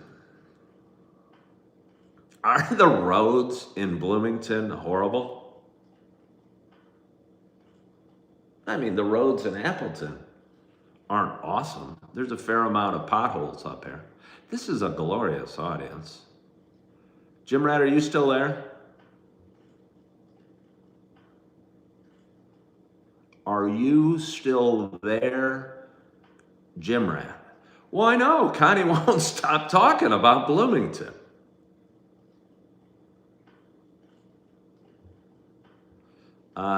Somebody said DC or DJ says he thinks all road. I don't know if DJ's a he. For some reason, because he ends his name with Borg, I think it's a he. Yeah, Connie must work for the Chamber of Commerce of Bloomington. I know she's alluded to Central Illinois before, and we've talked a little bit about Decatur and Bement, but suddenly today she's going all in on Bloomington.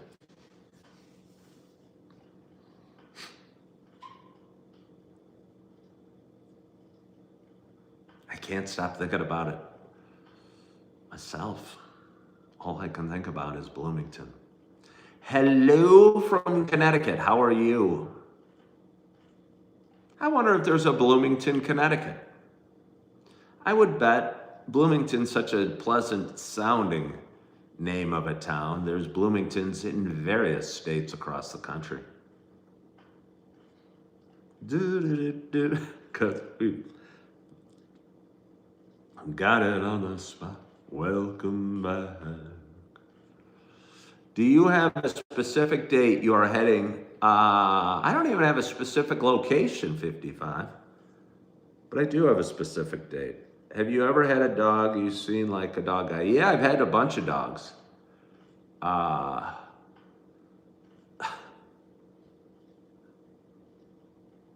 Connecticut probably is nice.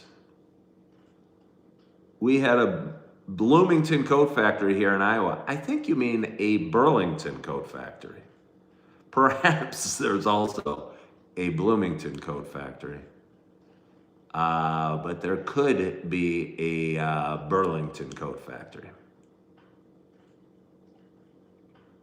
Or it could be a Bloomington, but it's probably a Burlington. Somebody said you. Well, they said you, but they disappeared. There's definitely a Bloomington, Minnesota. You're right about that. Welcome back.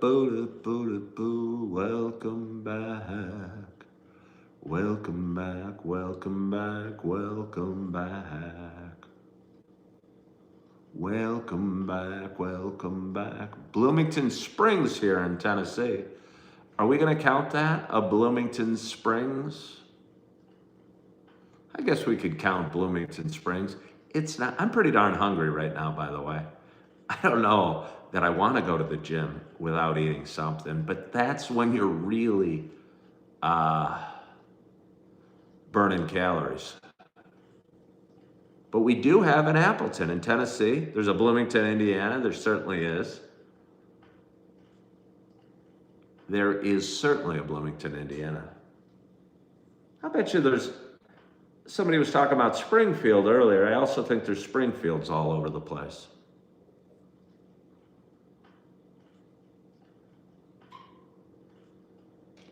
Welcome back. I can't stop. Your dreams are your ticket out. Brooklyn, 5th largest city in America. For those that really like Welcome Back, Cotter, you'll remember that.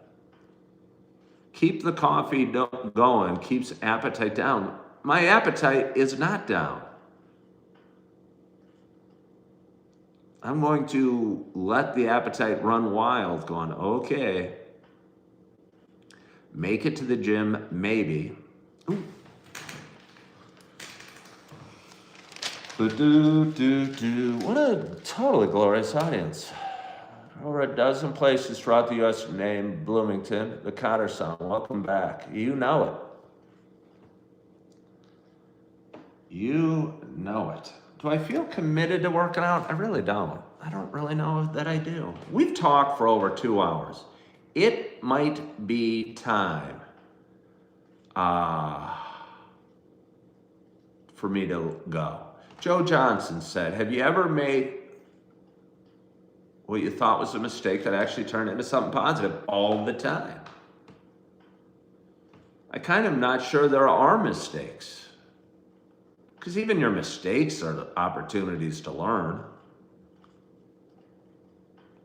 I've made a million bad decisions, but they tend to work out, I think, the way they're supposed to. So I'd say that happens all the time, Joe Johnson.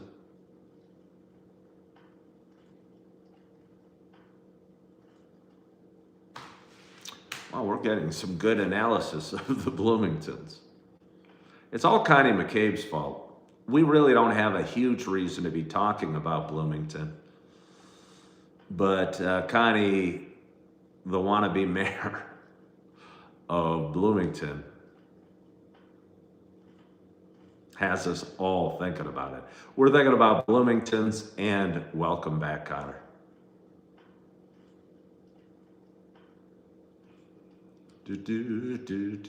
Ba-da-boo.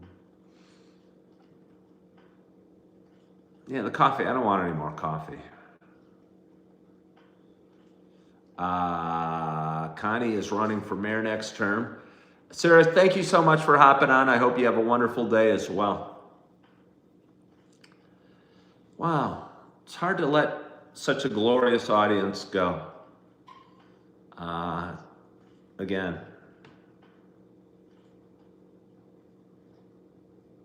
it is hard to let a glorious audience like this go.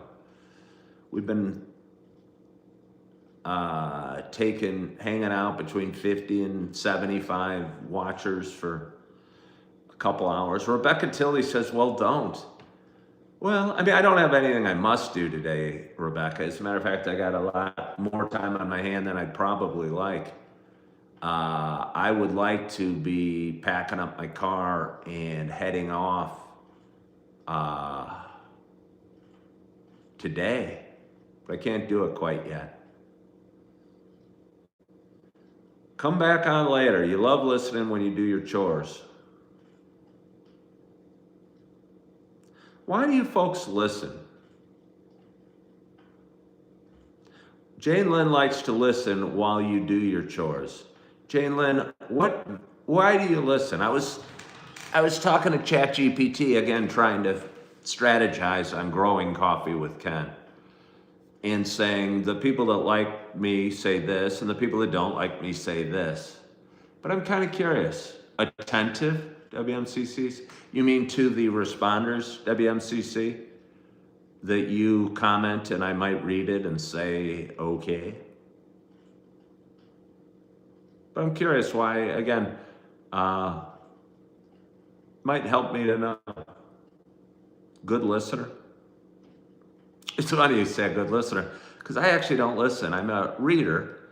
Interesting thoughts on life experiences.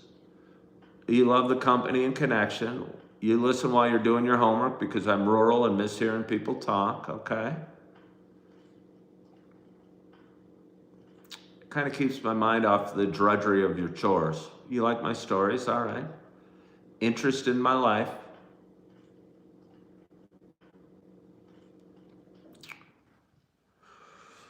Do you like my singing? Does anybody listen for my singing? My fireplace? My huge muscles? My bright smile? My frayed sweatshirt? My round head? Oh, well, thank you, WMCC. That's very kind of you. You never heard me sing. You are. You should have been at church last week when they were singing Great Are You, Lord, and I was crying. I think I'd had all this emotion building up. And it released. It opened up. Like an overhydrated man on a golf course.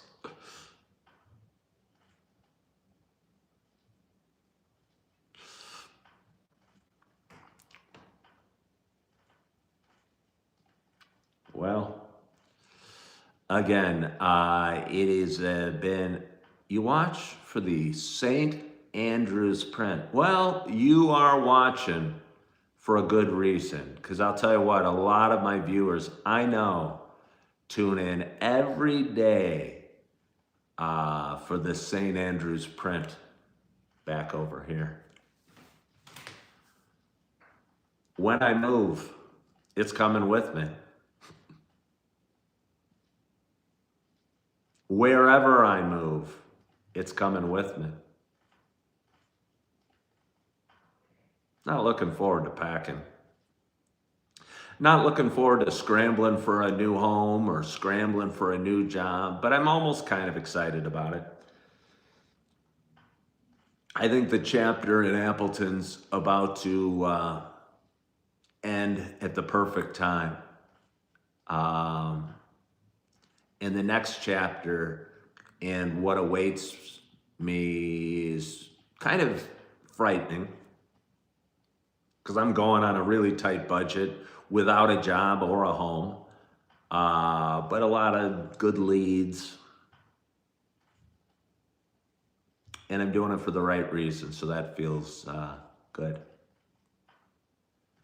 That's just a fireplace on my TV. You vote the lamp goes with me. I'll tell you, but the lamp takes up almost as much, you know what I mean? The lamp is the one thing you can't just put in a box.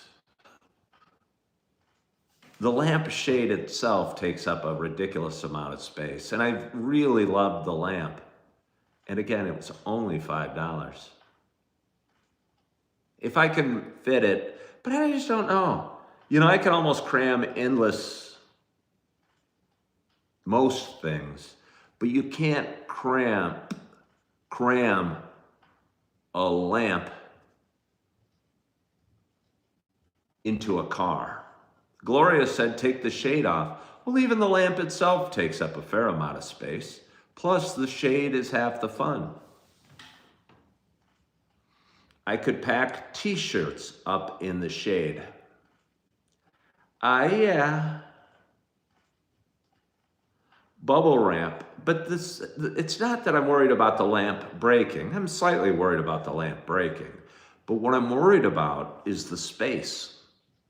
Because again, I'm going to put everything I can take in the Kia Soul and leave the rest. I'm hoping somebody comes and takes my plants. I'm going to probably take some pictures of some of my things, see if anyone wants to buy any of them from Facebook Marketplace, and probably donate the rest.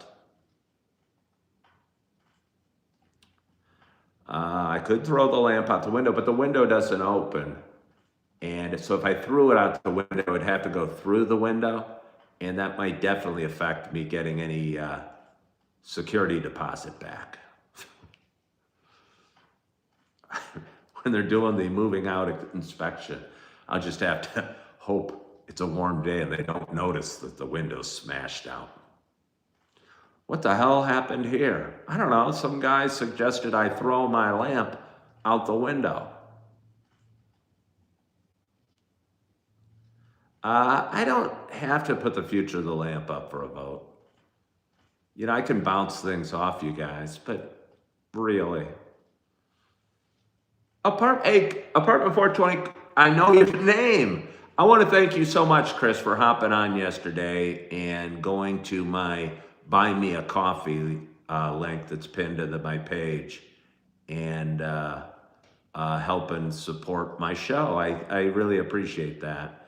And it feels a little funny knowing your name, but thank you very much for that, Apartment 420. That meant a lot to me.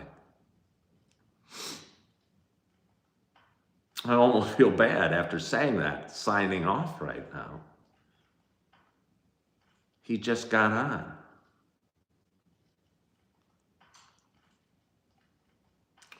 We've had a lot of great conversations. It's been a glorious audience. It's obvious. We got 75 thumbs up. And we've talked for an hour and 38 minutes, or no, 138 minutes. It's easy to get that confused. It's really 2 hours, 18 minutes. What I'd love to do now is FaceTime my kids and go to the gym, get a quick workout, go to my plasma, donate some plasma, raise some cash. Gonna need it for my move. Maybe go to a coffee shop, work on some things, see if there's any new hot job prospects. But the problem isn't job prospects. The problem is getting to where I need to go to secure a job.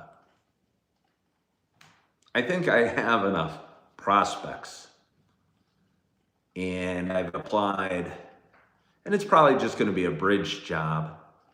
Again, I've looked into various other positions. But until I get there, I won't know. Am I a priest? Do priests wear a collar all the time or just when they're out and about? Do priests have apartments or homes?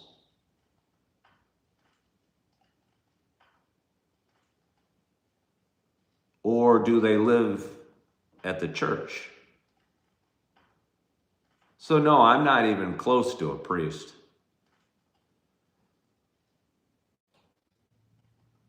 I'm not even Catholic. That's how not a priest I am. I'm not even sure I'm Christian. I'd almost say I don't think that I am. I look like an actor. What does that mean?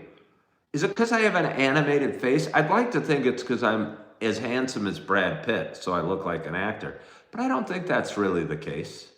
But I wonder what it means that I look like an actor. Because I'm animated? I am spiritual. I smile a lot. Oh, it means I'm handsome. Well, Jess, thank you so much. Jess, if only you were in Illinois or Wisconsin. I wouldn't date you, though. You're a psychology major. You'd be spending all your time analyzing the crap out of me. Is my coffee nice? I mean, I've had enough. It's no longer pleasing to me. I look like the guy in the Unbreakable movie. Okay. I look like Walter White's brother. Okay. Priests live in houses too. They don't just live at the church. I thought maybe they did. I would certainly have moving money if I got money every time someone came in and said, you look like Bruce Willis.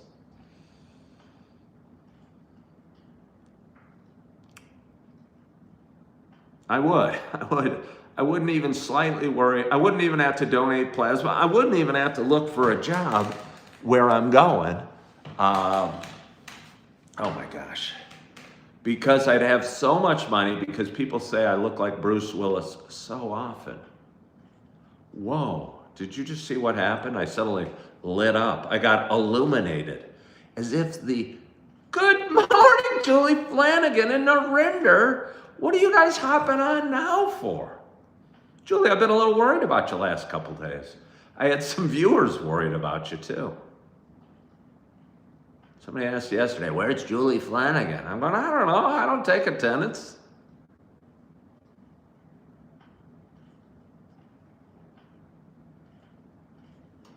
You think I need a new message. If you think I look like Bruce, donate $1 and then keep count to help spur new donations.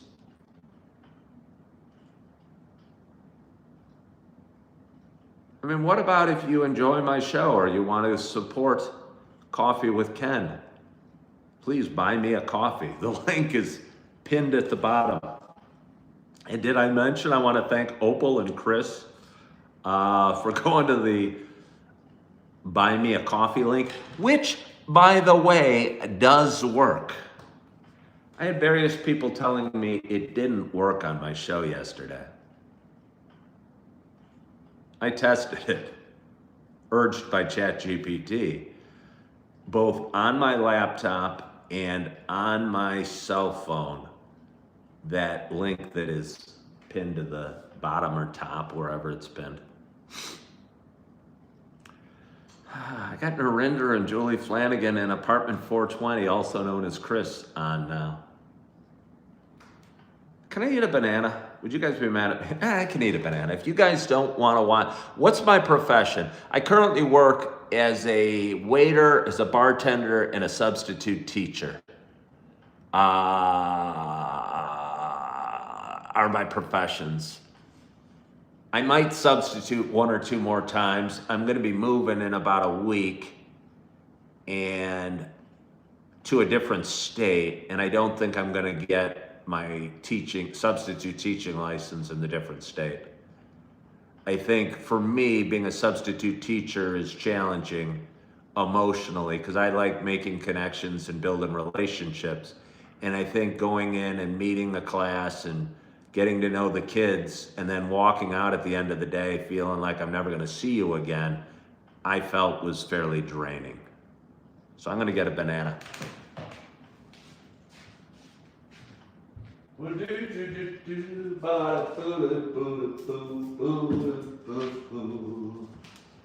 Banana seems kind of healthy, kind of low calorie, kind of stick to the rib a little bit. Fill that belly with love and a banana. Timothy Colhane. WMCC, we're all about Welcome Back Kotter today. Flanagan, did you ever watch Welcome Back Kotter? Apartment 420, also known as Chris, are you here? Did you watch Welcome Back Kotter?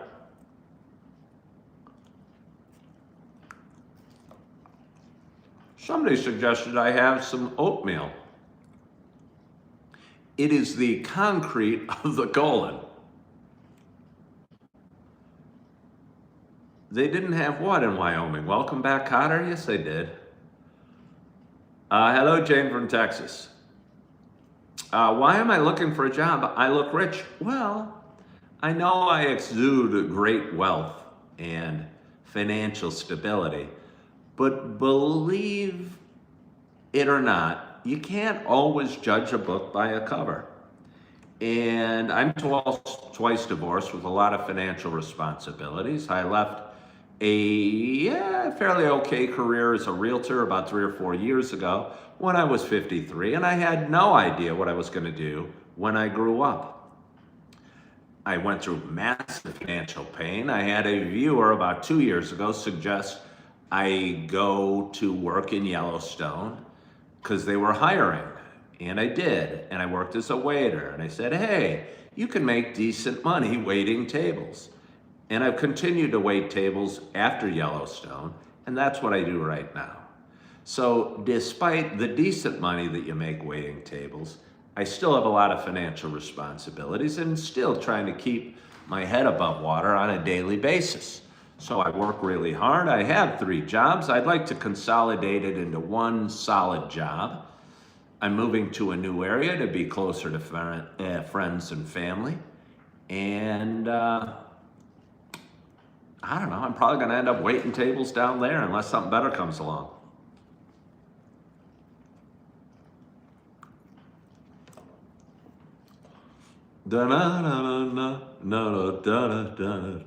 Welcome back.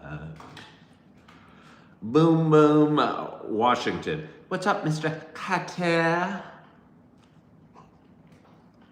I can't do the Horseshack. I tried to do Horseshack. It hurt. Apparently, that guy that played Horseshack is like a Broadway actor or something like that. And he may have gone to like Harvard. When am I moving? In like a week, Narinder. Oh yeah, John Travolta, Vinnie Barbarino, Juan Epstein, the Puerto Rican Jew. Doubt there's many Jewish people in Puerto Rico, but maybe there are. I don't know. Yeah, no, Rebecca Tilley, it's Welcome Back Kotter is where that song comes from. What an amazing, amazing, amazing audience we've had today.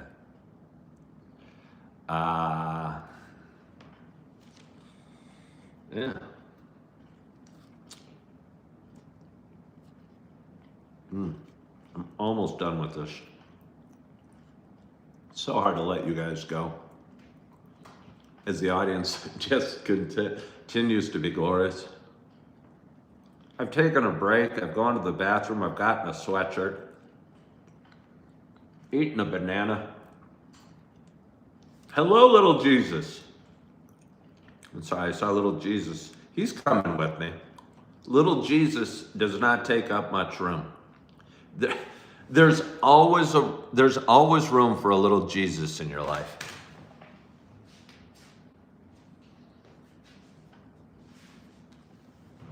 You see?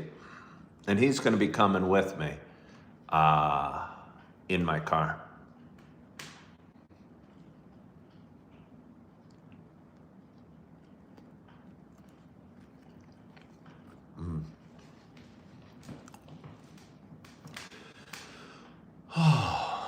But anyway, it is Saturday morning. We've had a glorious show and we've had a glorious audience, and I want to thank you so much for joining. You've been very kind today, and I appreciate you for being here, sharing part of your morning, sharing a couple cups of coffee, some conversation, some thoughts, some jokes, some singing.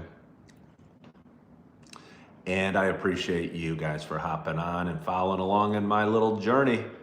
I hope you had a wonderful week. I hope you had a great night's sleep. I hope you're excited about your Saturday, that you are feeling good, that you are loving yourself, that you are forgiving yourself.